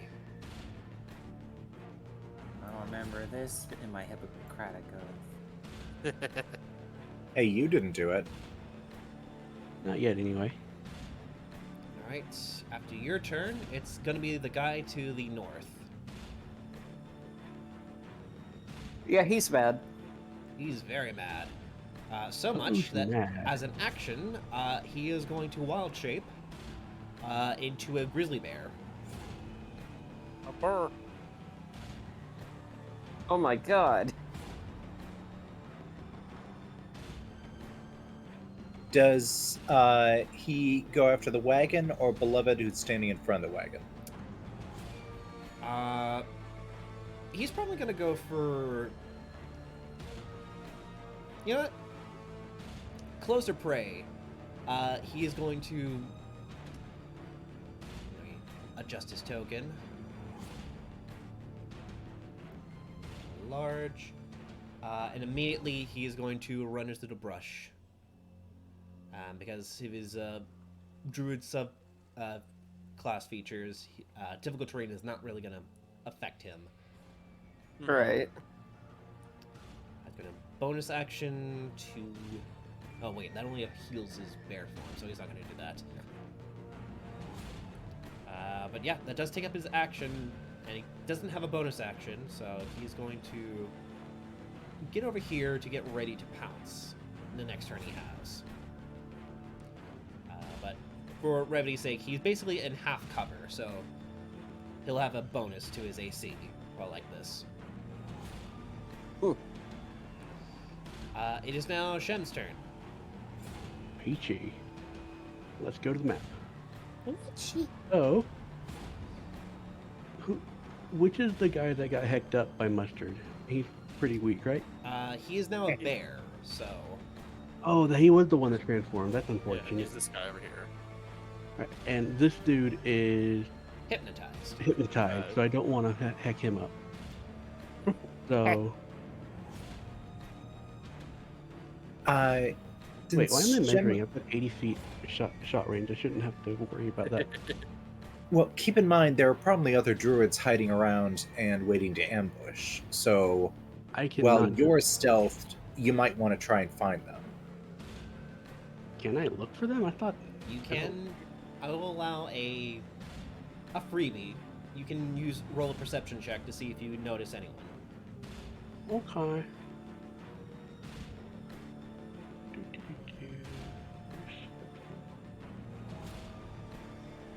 19.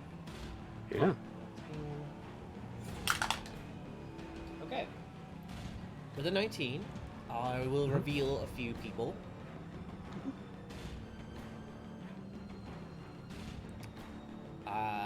One thing you notice is that there is a second hypnotized dryad to the south, Alright. and there is one dryad to the north waiting in hiding.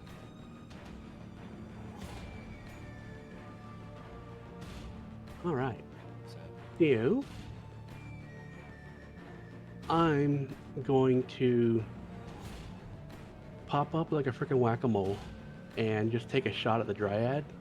Yeah, she's way in range. And Are they dryads or druids? That's what I'm sure. druids. I thought he said dryad. Oh, Sorry. Okay. So I just want to make sure because those are different things. Yeah. I know they are, but I'm getting my D's mixed up. It's alright. yeah. So I'm taking a pot shot at this guy, which is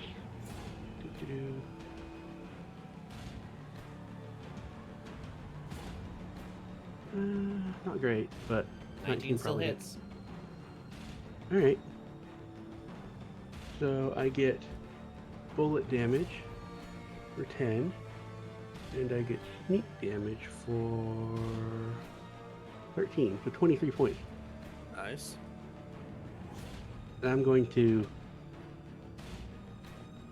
duck below the handrail so she can't see me. And I'm going to hide somewhere in the cart. The action. That was not a good roll. No. Double I'm digits gonna- at least. I I've mean, got a very... if the cart gets blown up, it won't matter how well you hid. Yeah, I'm not entirely... Yeah, it's like that old Monty Python how to not be seen skit. But I mean, my goal is to get sneak attack as often as possible. Hey, Alright. I mean, you So- are, as far as you're aware, hidden out of view. So, Alright. I think that's all I can do. alrighty. It would have been another person's turn, but they are hypnotized. Yee. Ooh. It is now Beloved's turn. Okay, she's immediately going to try and kill the bear. You know, the wabbit. Alrighty. So, Rage. all right. Now, obviously, this is not a vampire. But one of the nice things about staking something in the heart is that it often kills them. So she's going to immediately use Vampire Hunter as she charges at this guy. Alrighty. Okay. First of all, she's going to make an attack with engagement, like a weed whacker. Alright. Make an attack. That will be her first attack. Natural 20. Nice. She has brutal critical by this level, so yeah. He does. So that's. So basically, she was removing the difficult terrain right Okay. in front of her, between her and her target. I'll allow it. Fuck it. That's kick ass. Go ahead and roll an extra. What is that? It's supposed to be extra d6.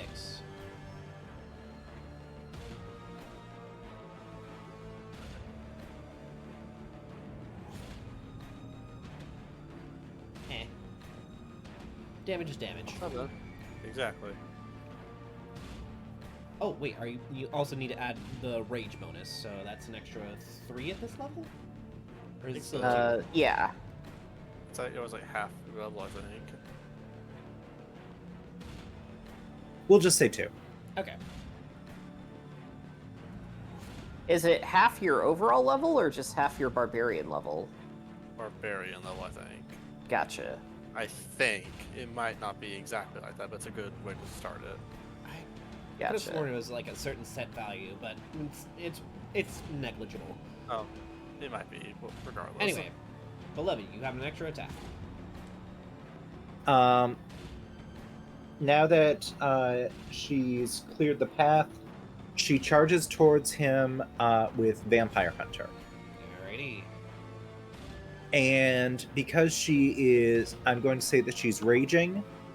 I'm going to say that she also uses Proposal to attack after the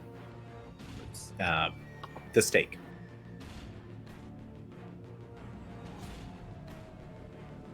Come on, Oh, roll 20. shoot. I don't have the... It's just, Alright, it's let just me a take a look. void. Alright. Punching dagger. Okay. My bad. I don't know why that... It's Why alright. it doesn't have the numbers in there. It's been a little scuffy today. Okay. It's a punch dagger, so it's a d4 plus strength. Let's look over Vampire Hunter real fast.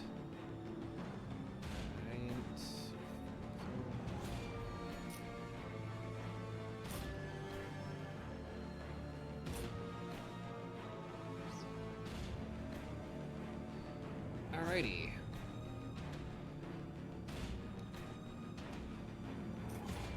We'll say that because this isn't a vampire spawn, instead I'll say that this counts as a grapple when you hit.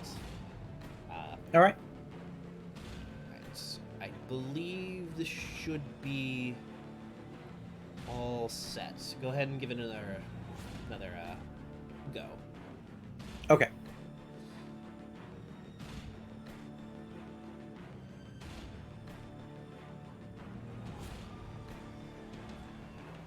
Oh, it's thinking. There it goes. Alrighty. Unfortunately, an 8. Unless you want to go reckless. Yes. Okay. Go ahead and roll damage. Baldur's Gate style, baby. Hey, baby. Hey, baby. Yeah, in Baldur's Gate, if you miss attack as a barbarian, you can choose to reckless after the fact. Right. Wow. Hell yeah. +4. Alright. Grizzly bear stats. Strength check. See if he can get out of this. DC is 15.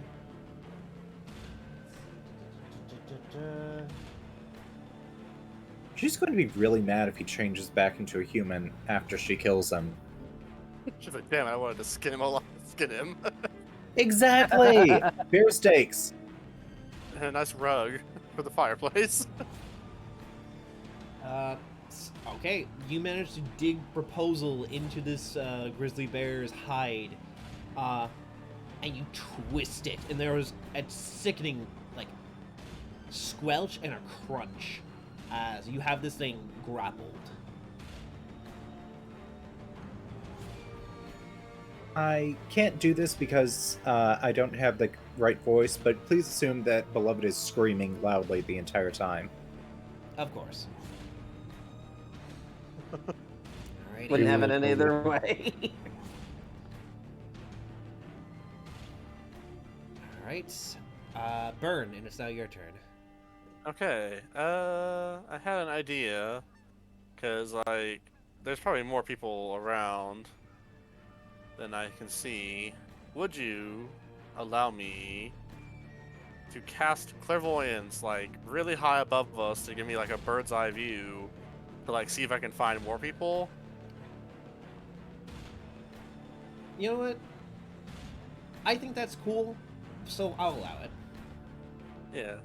You're casting a third level spell to get some vision on the enemy. Yeah, but it's, like, free for me because divination. So, yeah. So, clairvoyance. I'll just, don't need to go a mile up, but, like, to give me a bird's eye view to, like, point out any other potential threats. Okay. Cool. You need to roll Roll perception or anything? perception with advantage. Okay, please. I still only have a +2 to this. 14. 14. Alright. Just. Okay.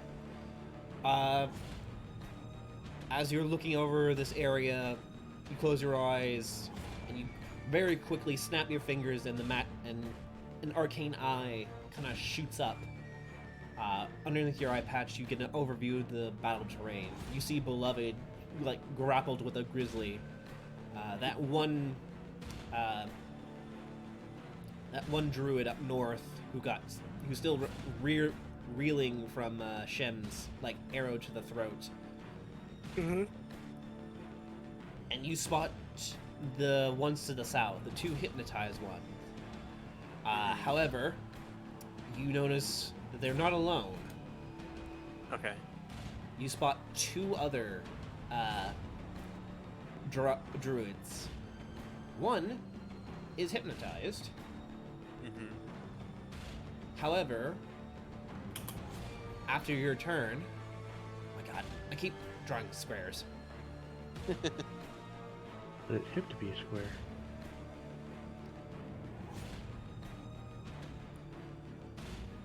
You see one is currently making his way towards one of the hypnotized druids to potentially use their action to wake them up. I will point these out to everyone, like, literally give, like, coordinates and stuff like that. Like, two more to the south, but nothing to the north so far? It seems as though it was just that one druid up north and the grizzly. The others were clumped up on the south, closer towards the road. Cool. And I will relay that information to everyone. And hopefully it's NPC's turn next. Right. The remaining druids are either hypnotized or just waking up, as this one uses its action to wake up this one.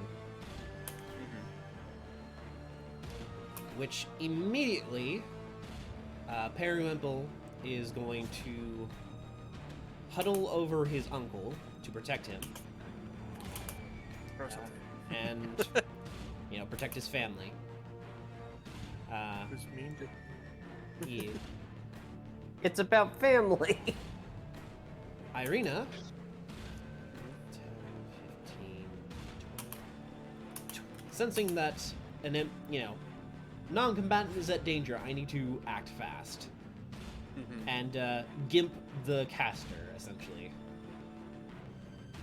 She is going to race over here. Pull up her sheet. Roll 20. Roll faster. Sorry about this, fellas. No worries. We We know were how all it going goes. through the same thing. She is going to go for a booming blade Nice. as their main action. Boo!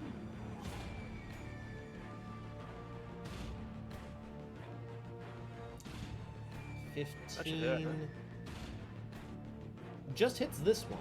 This one does not have the armor set up for this.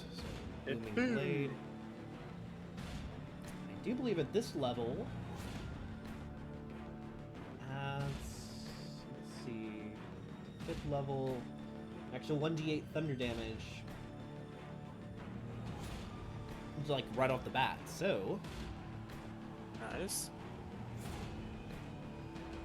yeah.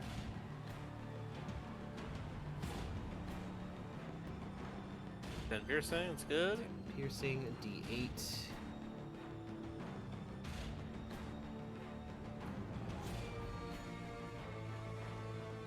+7.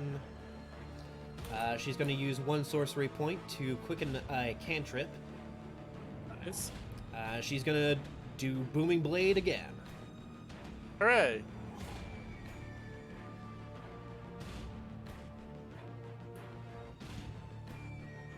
Kind of unfair how much we are dismantling these druids in there's their still home time. terrain where they have every advantage. Well, They're spread out pretty they- thin. this should get good. That's my Yeah. answer. Yeah. My response is, well, then you should stop being a bitch. Yeah. Be a bad bitch. Yeah. Don't get hypnotized. Don't you know that shit doesn't work? Don't get hypnotized, forehead. Alrighty. That's a grand total of 27 points of damage. Nice. And she's gonna hold her ground. That's her action and bonus action.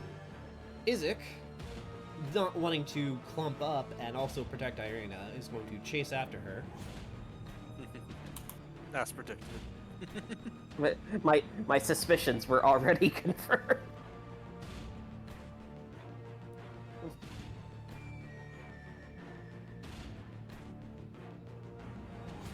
Come on. Ow! He is going to Eldritch Blast. This one up ahead.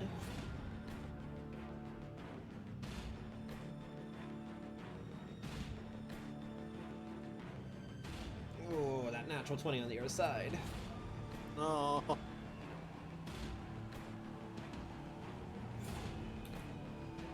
the second one's a miss, though.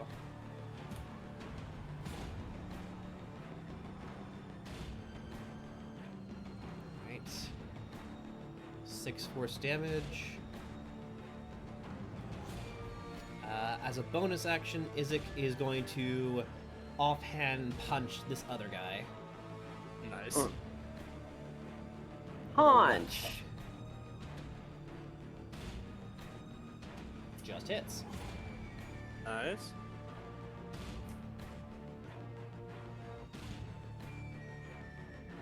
Did more damage with his actual hand. He's gotta get the demon hand going. Just 2 quick jabs and then a left hook towards this guy in front of Irina. Nice. Alright, Periwimple is using his action to protect his uncle. And they are going to remain there. Let's see. I think that's the end of the first round. It is now Mustard Seed's turn. All right. Let's take a look here. Well, there's a lot of dudes there, and there's also probably a lot of dudes over here too that haven't been revealed. Question. Yeah.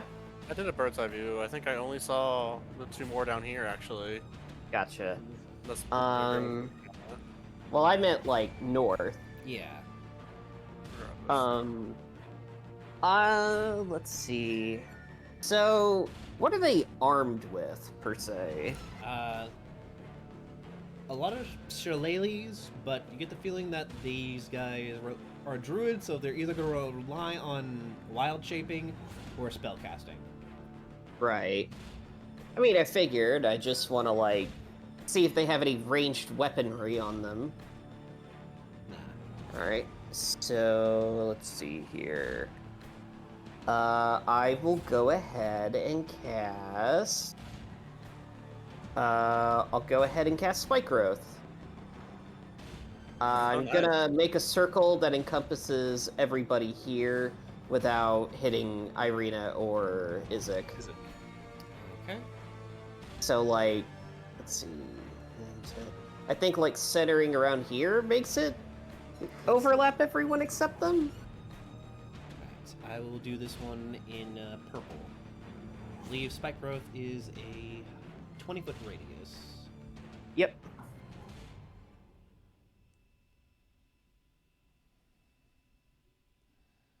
Alright. Just insert Plankton here shouting, Shouting what? you know, Plankton from SpongeBob. Yeah, Shouting but what? You cut out. Oh yeah, where he just yells, "Coast!" Correct. Correct. Okay. Alrighty. 20-foot radius. There we go. It only does damage to those who move about. So the 2 hypnotized ones are not awakened yet. They're still hypnotized. Anything else?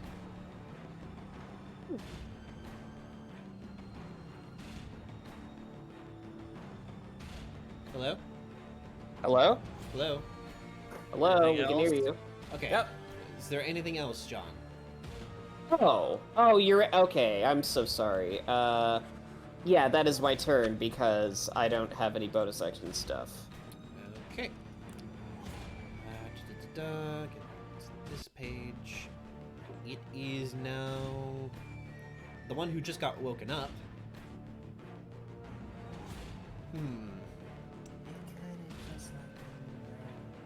What's this guy gonna do? Is he gonna focus on? He double can't move because he got hit with 2 booming blades. So if he moves, he's taking 48 points of thunder damage. Also, the 2d4 piercing he gets from spike growth, so he is not moving. And 2 opportunity attacks. He is a wild man. He may be. He is not dumb. He's at least somewhat wise.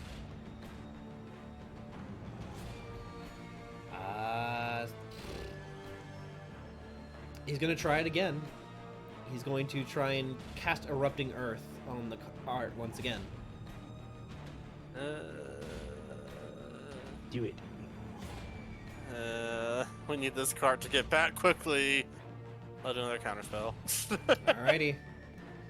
Once again, another jump scare. He's like, ah! He's like clawing on his eyes, not understanding why his magic is failing him. But that is his turn. Dr. Pepper, it is now your turn.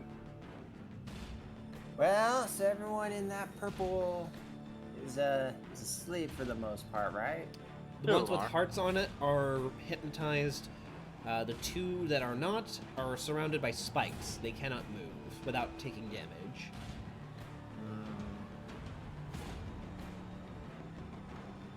And I don't have to keep concentration. That's just gonna be chill by itself. Let me look at hypnotic pattern once again. Well, I have to concentrate on it. Concentration. Yeah, it requires your concentration. You can cast other spells, but if it requires concentration, you can't use them or use it with hypnotic patterns. Right, it's like holding something by a whip, but you still got a sidearm. Yeah. Does this require concentration? I don't think so. I guess I could just cricket. Alright, well, I'm just gonna throw a little baggie of sleeping pill powder at this guy. Alrighty. Which one? Alright, so which one are you focusing in on first? Oh, the one at the top? Okay. Well, I mean, I guess I could throw it at this guy. You can actually spread it around. You don't actually have to target one person. Yeah. Well- So, it's an area of effect, and everyone in that area has potential to fall asleep. But That's what I was worried about. you have to.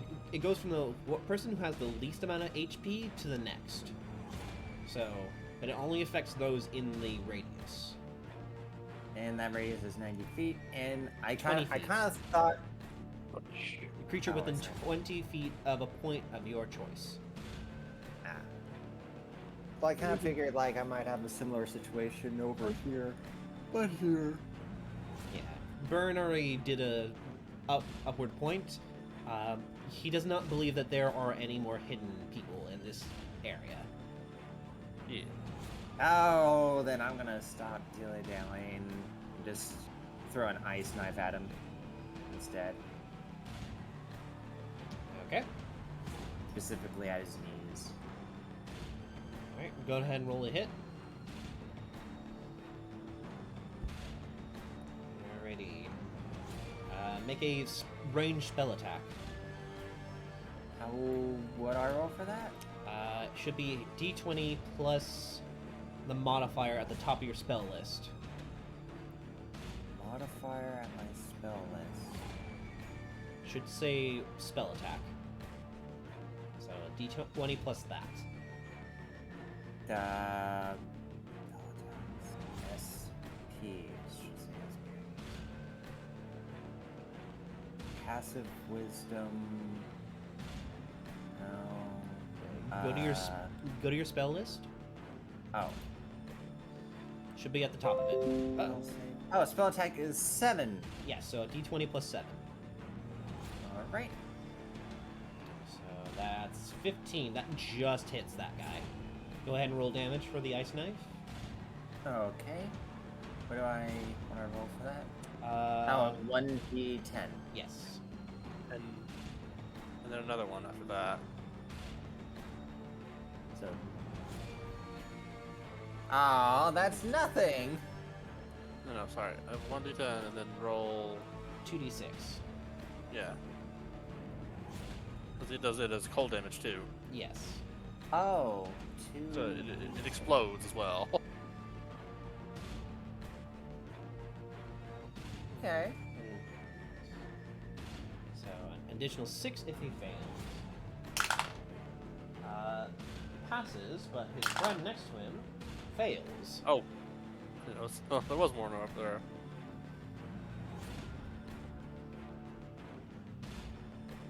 Alrighty. Do you have a bonus action you would like to use? I guess something would have to be marked with a B on it for that to happen, right? I don't think you have any bonus actions that you can utilize. I guess, like, me personally sitting in this cart, I could do something, but what do we have in this cart? I don't want to throw anything fancy at him. I like this cart staying fancy. Well, you may be able to do something, you know, for your NPC who can't really fight. I have a PC? Yeah, the driver. What's his fucking name? Periwimple's uncle, Bildreth. I like throw him at them? I mean, you can, but he probably won't like it. Wait a minute, why are we actually not like... Hey, Mr. Periwimple is his name, right? Periwimple is the big guy, yeah. He's not Periwimple's uncle, he is the No, Periwimple is the guy with art. Bildreth is his uncle, who does not have art. he does not have art skills. Pay the bills. Say, Bildreth, how about, we actually help out a bit by running these guys over with the horses? I'd fucking love to do that, as he points over towards the road, which is kind of tangled up with the horses. Oh. Well, then never mind. I guess I'm good. Alright. It is now Big Bear's turn. He is going to attack 3 times at Beloved. 18. Okay. Oh, yeah, that gets past her 14 AC. Alright. That's 23 for the second attack. And natural 20 for the third. No, he All rolled right. he rolled a. I'm gonna use a luck point to re-roll that. You using your portents? Or... No, my luck point. Okay. It says whenever you make a depending on when an attack roll is made. Oh no, it's like it's me. Shit. Then yeah, I will use a portent to make him roll a 4 instead. Okay. Then his third one misses. Cool.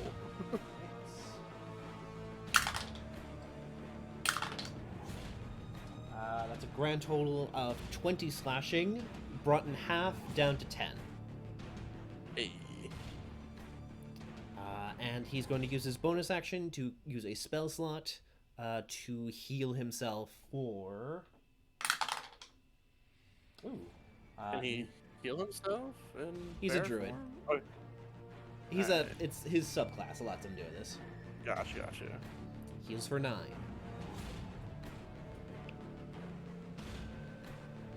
How much damage did he do to Beloved? 10 total. That's after resisting it. Oh, alright.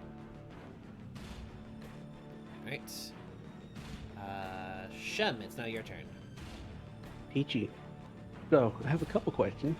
It sounded like the dude up top. That's who Dr. Pepper hit with the ice knife. Right. And did it hit a friend of his? Or did I mishearing it that? Oh, I think I got confused. I thought he was hitting the one to the south, but if he was hitting the one to the north, then yeah, let me redo that damage real fast. That's why I was confused, because I was trying to kept figure out if thinking there was that another one hidden up there. Oh, Yeah. sorry. No, then there was no one hidden up north. Let me... Okay. I will redact that information. Sorry about that. Whoopsie-doo. So, these two down here, which are next to our buddies, Yes. I'm assuming the one next to Irina is looking crunchier than the one in the bottom right. Yes. So I'm going to take a shot at the one in the bottom right. Just, Alrighty.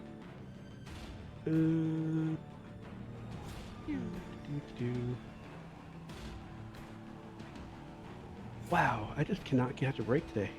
14. I'm sorry. That misses. just misses. Even with advantage, I just can't catch a Oh, break. advantage, yes. 18. 18 definitely hits. Sorry about that. Oh, okay. Because you're hiding, so... Yeah. Yeah. So that guy takes a short bow bolt to the face. For roll a 1, great. But that's not where most of my damage is. He'll also take sneak attack, so that's 8 plus 15 for, I think that's 23. I think you didn't actually... That's an attack roll, not actual damage for that 1. Oh. Okay. I guess I clicked the wrong button. You want me to do a different damage roll? You can just click this one. Oh, that's Oh. weird. What? Just roll the short bow's damage. You already rolled the sneak attack, so there you go. So 20 altogether. It said I rolled another 1.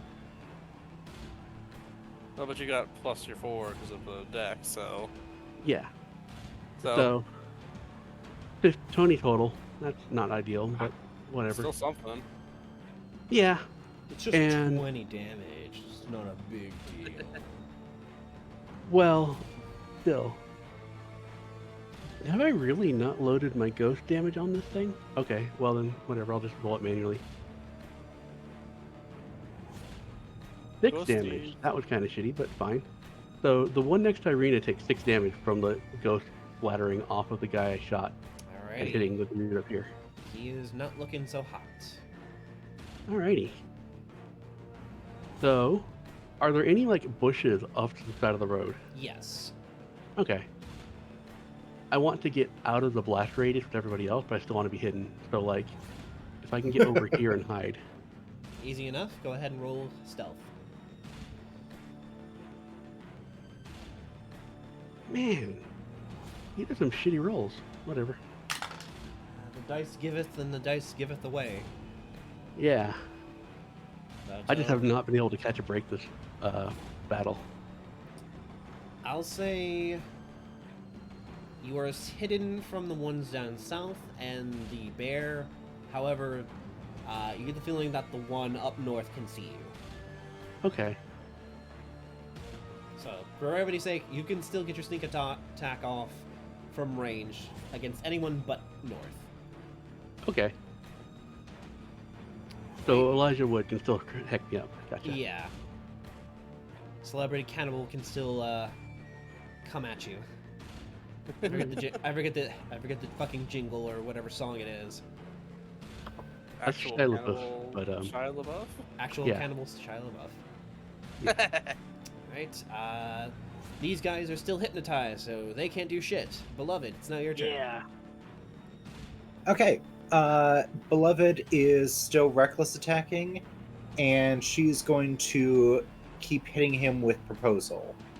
How many attacks is that? Were you berserk raging or just regular rage? She's berserk raging. Okay, then you have 3 attacks. 1, 2, 3. Alright, 23, 17, and 20 all hit. Roll damage for each one. All right.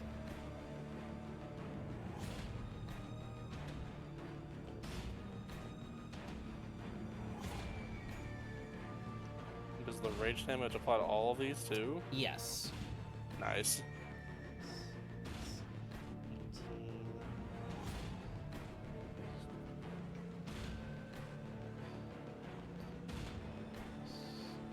She's just recklessly punching the dagger into his body and gripping tightly with the other hand just so she can get the leverage.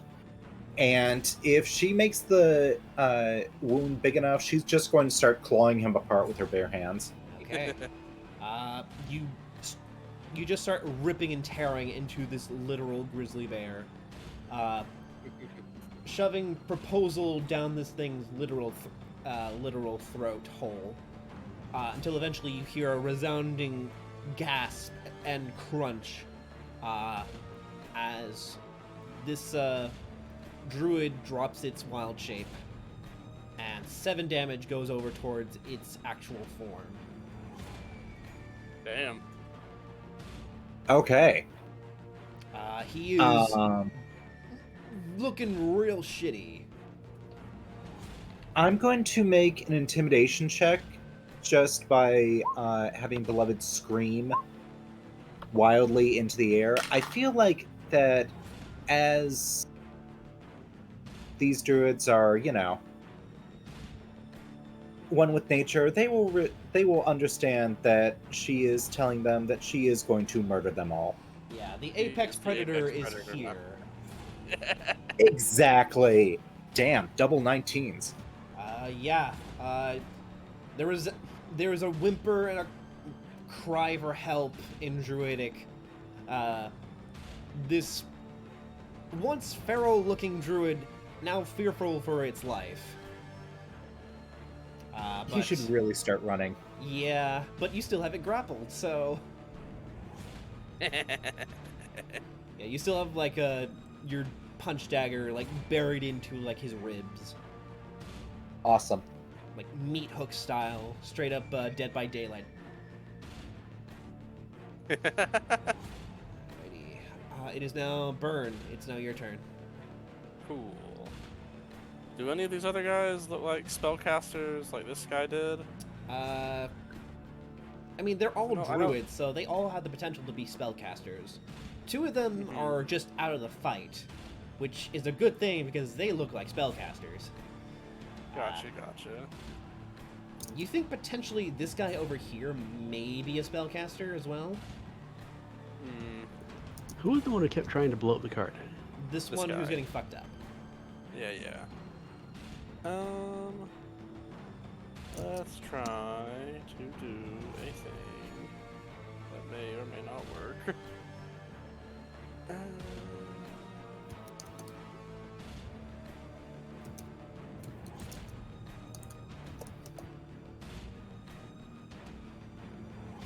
No. Okay. Sorry, I'm just looking at stuff.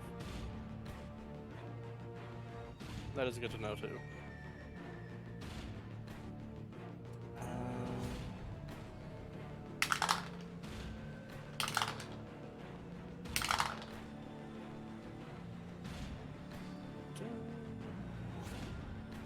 Sorry, I'm just reading through stuff.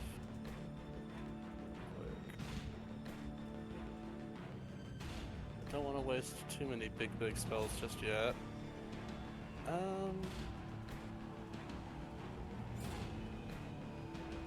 What's that radius?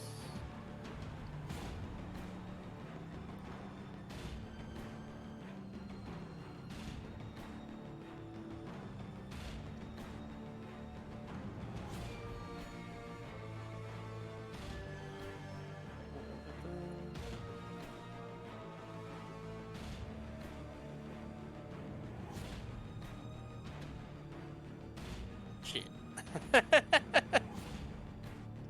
I will say that you can angle it like at an elevation Oh, that's true, yeah. to where it won't hit the bottom guy. Alright. Or the bottom guys. Yeah. Cool. Then yeah, I'll cast Shatter on these two guys. Really? You can hit it, it's fine. No, I want to try and maybe not redeem him, but like get him some help. Throw him a bone. Don't give him a reason to fucking kill you. Exactly. Okay. those They two both make- fail, and they both take that 14 damage. Cool. They still up? And you watch as the one in front of Irina, he begins to vibrate. Like, the thunder knocks him over just a little bit to the left, and then he realizes what just happened as the resounding thunder damage inside of him just... He just popped like a balloon. Splat. Right, Cool. the other one's not doing as hot either. He's looking pretty fucked. Alright, since I still have concentration on my clairvoyance high up in the sky, can I look at the massive tree in the distance and see if there's like someone at like the base of it fucking with it from this distance? Give a perception check. With advantage, just regular. Just regular. Nope. Too busy. Unless you want to use your other importance. No! I know there's a big guy around here still! Alrighty. It is now NPC's turns. Welcome Let's up. see. This guy, this last druid, what's he gonna do? He can't move. His ally is dead.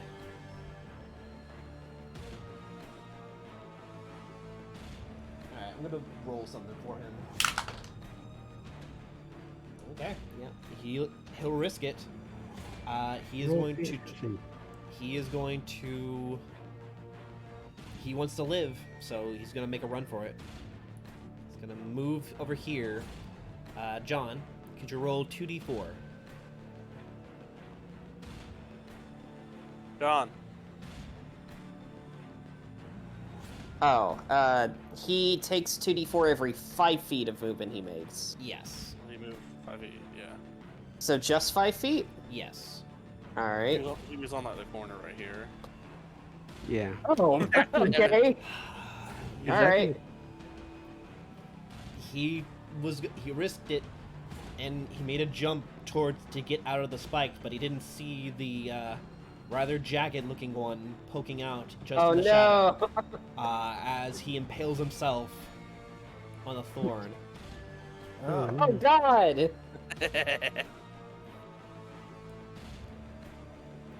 That one's dead. The guy to the north. Let's see.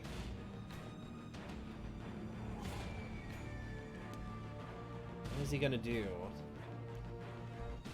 It's looking pretty shit. Let's see. What is he gonna do? Alright, he's sticking to the plan.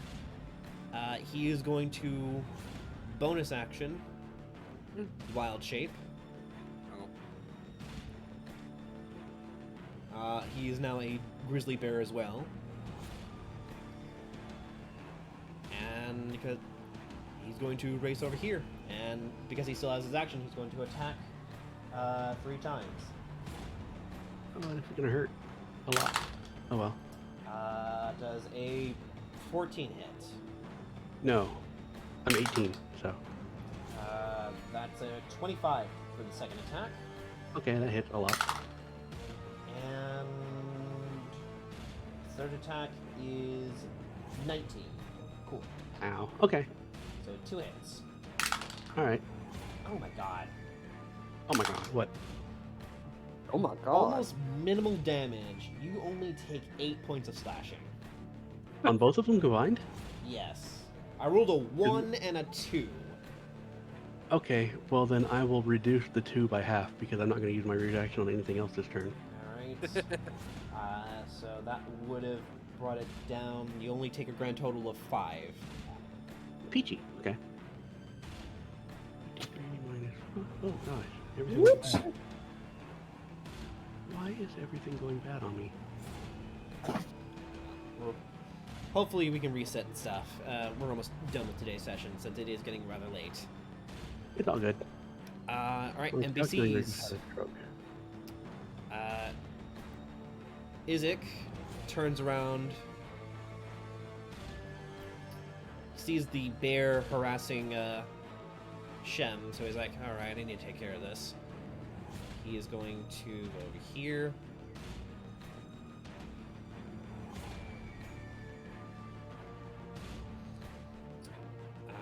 He is going to...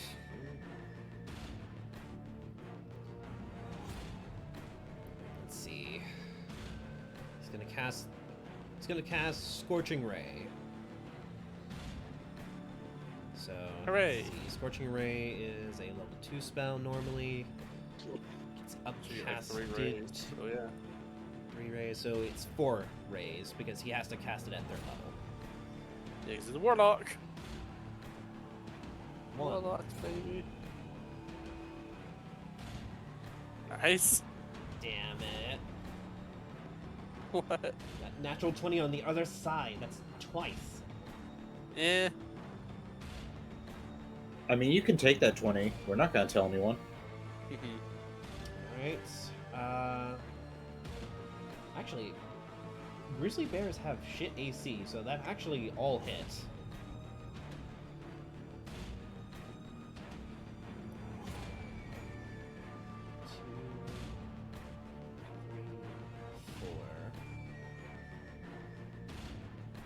Nice, nice, nice. 16, 26, 32. Okay. He points his finger over towards this giant grizzly that's harassing you, Shem, as you're kind of dodging its swiping. It's like dodging in between its claws. And you see 4 barrels of fire just kind of shoot this thing in the chest.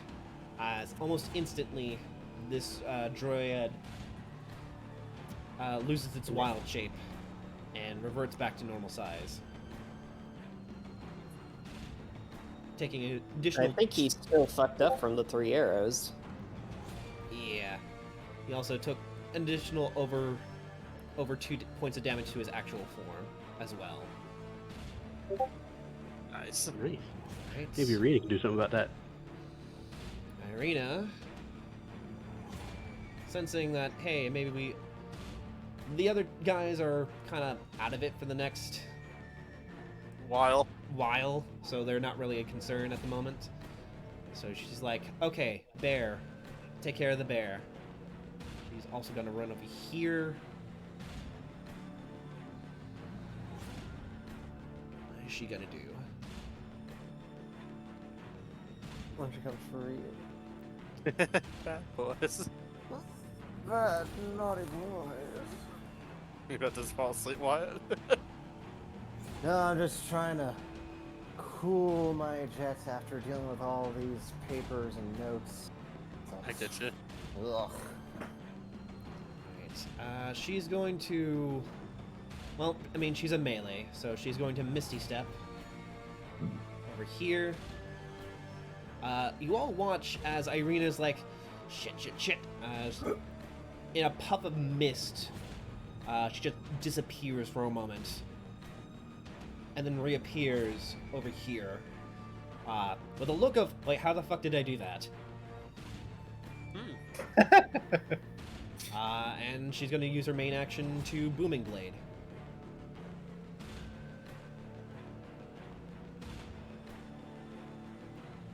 Dab her knack. That's a miss. Oh no. Could she use a little movement to get to pincer range with Shem?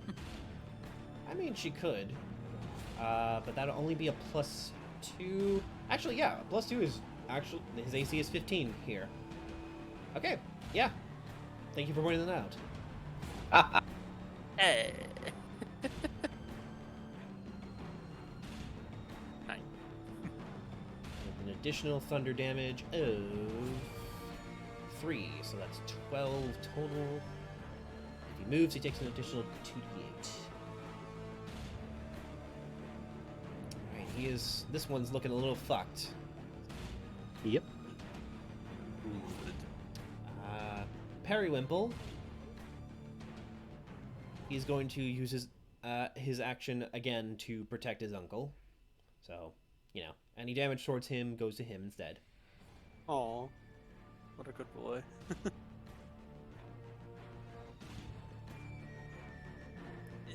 Alright, it is now Mustard Seed's turn.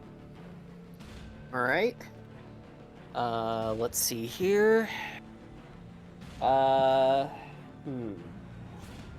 fucked up is the guy in the up north? Pretty fucked up. Hmm. He's currently got Irina's blade kind of jabbed in between his ribs. Alright, what about this guy on the far left? Shitting his pants because fucking Love it. beloved has him straight up like Dead by Daylight meat hooked while she's ready to Oh. carve into him. Oh, Yeah, so both of them are impaled by the ladies of the group. I Hell see. yeah. Girl bosses. Hey, Yeah, I was gonna say, I'm pretty sure we called this pegging. Yeah. Alright, in that case, I'm going to shoot my first arrow on the one on the north. Alrighty. That's going to be a 23. That hits. Roll damage. 12. He, as a sign of mercy, how do you kill him? I imagine I just, like, aim it straight, like, bullseye straight in the middle of the forehead, just one tap. Just, And for my second attack, yeah. I'm gonna bring it all the way to the left over here. Alrighty. Roll to hit. But that's gonna be a natural 1, though. Okay. Oh no. It's just a miss. Alright. And I'm going to... You know what? Just for shits and giggles, I'm going to bonus action throw a dagger. Okay. Because it is a light weapon. You can do that. Yep. Alright, so... Let's see... What is my range? So if I'm out of the first range increment, what do I lose? That's just disadvantage. Okay, then yeah, this will be at disadvantage then. The first one's a 19, the second one is 20, so 19. That hits. Roll damage. Because you're using Alright. a light-handed, offhanded, it's only the D4. Alright. Is still damage. That's gonna be max damage, 4. Alright, you only needed 2. He is, as he's screaming and shitting himself, a dagger just kind of hits him in the temple, and he goes limp. God damn, alright. And I guess the bottom 2 are incapacitated for the time being. Yeah. So, For the sake of this, we're gonna still keep the turn order. Because these guys, while they are incapacitated, it's gonna take you guys it may require you guys some time to get your cart out of danger. like, just from the plant growth here? It's the cart will need to move backwards and then go around. That, or you can go by foot the rest of the way. How far is it on foot? Within walking distance. Oh, well then, let's just leave the horses be. Yeah, let's have him get to turn the cart around and get him ready to, like, go if we need to. Alright. Should we Who are take you? these two So, before they wake up? with these two druids, they're still going to be out of it for the next, like, few rounds. So it's going to be a split decision as everyone set as we decide this. Who do you leave with the cart, and who is going with you guys, NPC wise? Perrin probably won't leave his uncle, so he's gonna stay, I'm sure. I don't want to leave Irina by herself in case Strahd's like, Yeah. Well, we know that Strahd. We know that Irina wants to protect the innocent, and her brother wants to protect her. So if they stay together between them and Periwinkle, then the group should be safe. Yeah, but we have to make sure to not take the fox and the weed across at the same time. Good. Yes. I'd say we should have Periwinkle and his uncle go back towards the manor and wait around there, so you know they aren't like right here when these guys wake up. And we'll just cut across that way.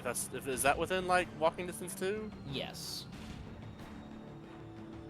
I'm honestly in favor of just ganking these guys. Like, we can just straight up Italian judo them while they're stunned, and then drop the next one. That way Honestly, if we just like attack them in the neck, we could probably execute them pretty easy. I'm sorry, we did could you? try non-lethal methods and just tie them up and leave them here with the gang to deprogram them? It's also a thing. I mean, if Dr. Pepper really wants to do that, then Beloved will not kill them. But Yeah, I mean, like, the world could always use less evil druids and more non-lethal druids. And it gives our friends here something to do while we're away. Is a good point. If you believe they can be rehabilitated, then by all means. I believe that Izzy will snap their throats the second we turn around. But hey, Well, we'll leave that to Mr. Perry. All right. Right now, it's kind of in Mustard Seed's decision since he's the one holding up the Oh, what? the Alright, spike growth. Yeah, I'm gonna lower the spike growth. All right. All right. I so- thought you were saying it's like, well, we're waiting on John so we can continue. No. No, It's no, like sorry. it. I was just saying that it was kind of like they can't do any of that until the spike growth is gone. So Right. I will remove the spike growth. And I mean, there are literal 1, 2, 3, 4, 5, 6, 7, 8, 9 of you, and 2 of them, and they're like completely dazed. You guys can basically hawk tie the both of them, like blindfold gag and make sure that they can't cast spells or anything. Yeah. Yeah, and we'll leave them for later. And It's they- the doctor's code never to murder a man that's defenseless. do doctors normally murder people that aren't defensive? I mean, that's called What's important is, that's called surgery. So you know. you know, pat. So tying these guys up and putting them in the cart. All right, Periwinkle just kind of lugs them around like luggage. So you have 2 feral druids within your care. Cool. All right, Cool. now Mr. Periwinkle. Periwinkle and everyone. Periwinkle and Mr. Beldrith will say, all right, I really don't like the idea of you adding these feral druids into our care, but whatever, they're tied up. I'm going to be waiting in the clearing, just outside the mansion that we saw on our way That's here. fine. Sounds good. Yeah. I mean, you've had to tend to making sure your horses don't go wild. It'd be the same for druids. They're just like small horses. Let's have Periwinkle bump them on the head if they get too rustly. He's Alright. yeah, Periwinkle. He looks a little hesitant because he doesn't want to leave Irina alone. Like, you know, not alone, but like, I'm not there to protect her.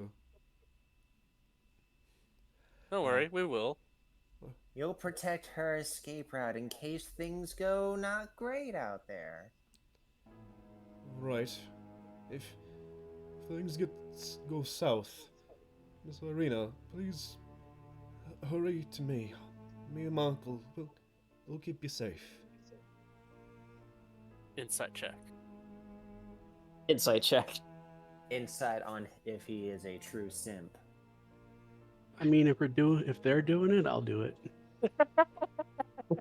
Beloved is staring down at the corpse and wondering if anyone will give her trouble if she eats him. I mean, Dr. Pepper suggests that's not good for your diet. Yeah, I rolled 9. I rolled very low. well, Now, Mrs. the Bride, you know what they say about eating uncooked flesh? beloved, should. give me a self check. Okay. Oh, okay. Crunch. Sorry, it's loading. Oh, it's coming. Oh, Lord.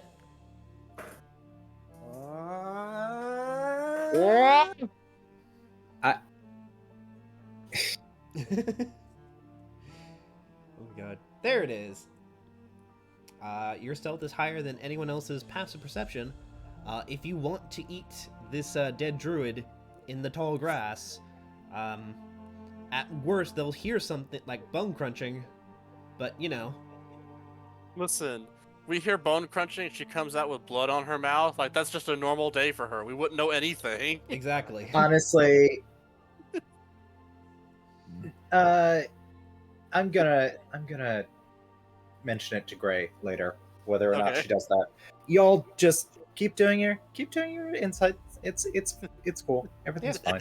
They're busy seeing the simp fiasco happening between Izek and Periwinkle. As anyone who rolled above a 10, get the feeling that yeah, Periwinkle isn't really hiding it. He cares for got a crush. Irina. He's got a crush. Oh, Little sweet. little bit of a bashful look to it. Meanwhile, Izek's like, stay the fuck away from my sister. Oh, you're one to talk. Shut the fuck up. I would know. What do you mean? Oh, nothing. I didn't say anything. That very pregnant pause that was between those. Anyways, we have something to do. Anyway, with your goal in mind, a lot of you look up the hill. You feel the mist begin to swirl a little bit as that infinite wall of shadows begin to spread around you. Something is happening up ahead. And as the sunlight is forever blocked behind that wall of mist, there seems to be a shine amongst this area. Two conflicting energies swirling to a point. As Periwinkle and his uncle ride off back towards the clearing with your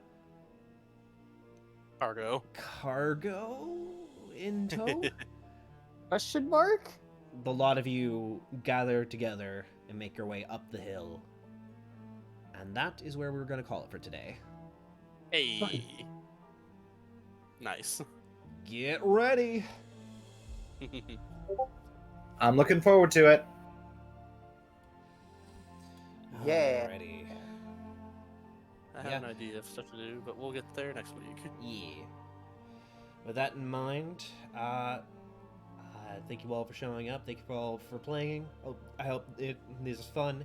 We may go a little bit into November, as previously stated, because we were started a little bit late, and I do have an ending point I want to reach before we, go on another year-long hiatus. But yes, next week is going to be real fun. Hope you guys are ready. It's a good thing you didn't waste all your spell slots on these mooks. That's what I was trying to do, but I feel like a true wizard. I've been casting counterspell.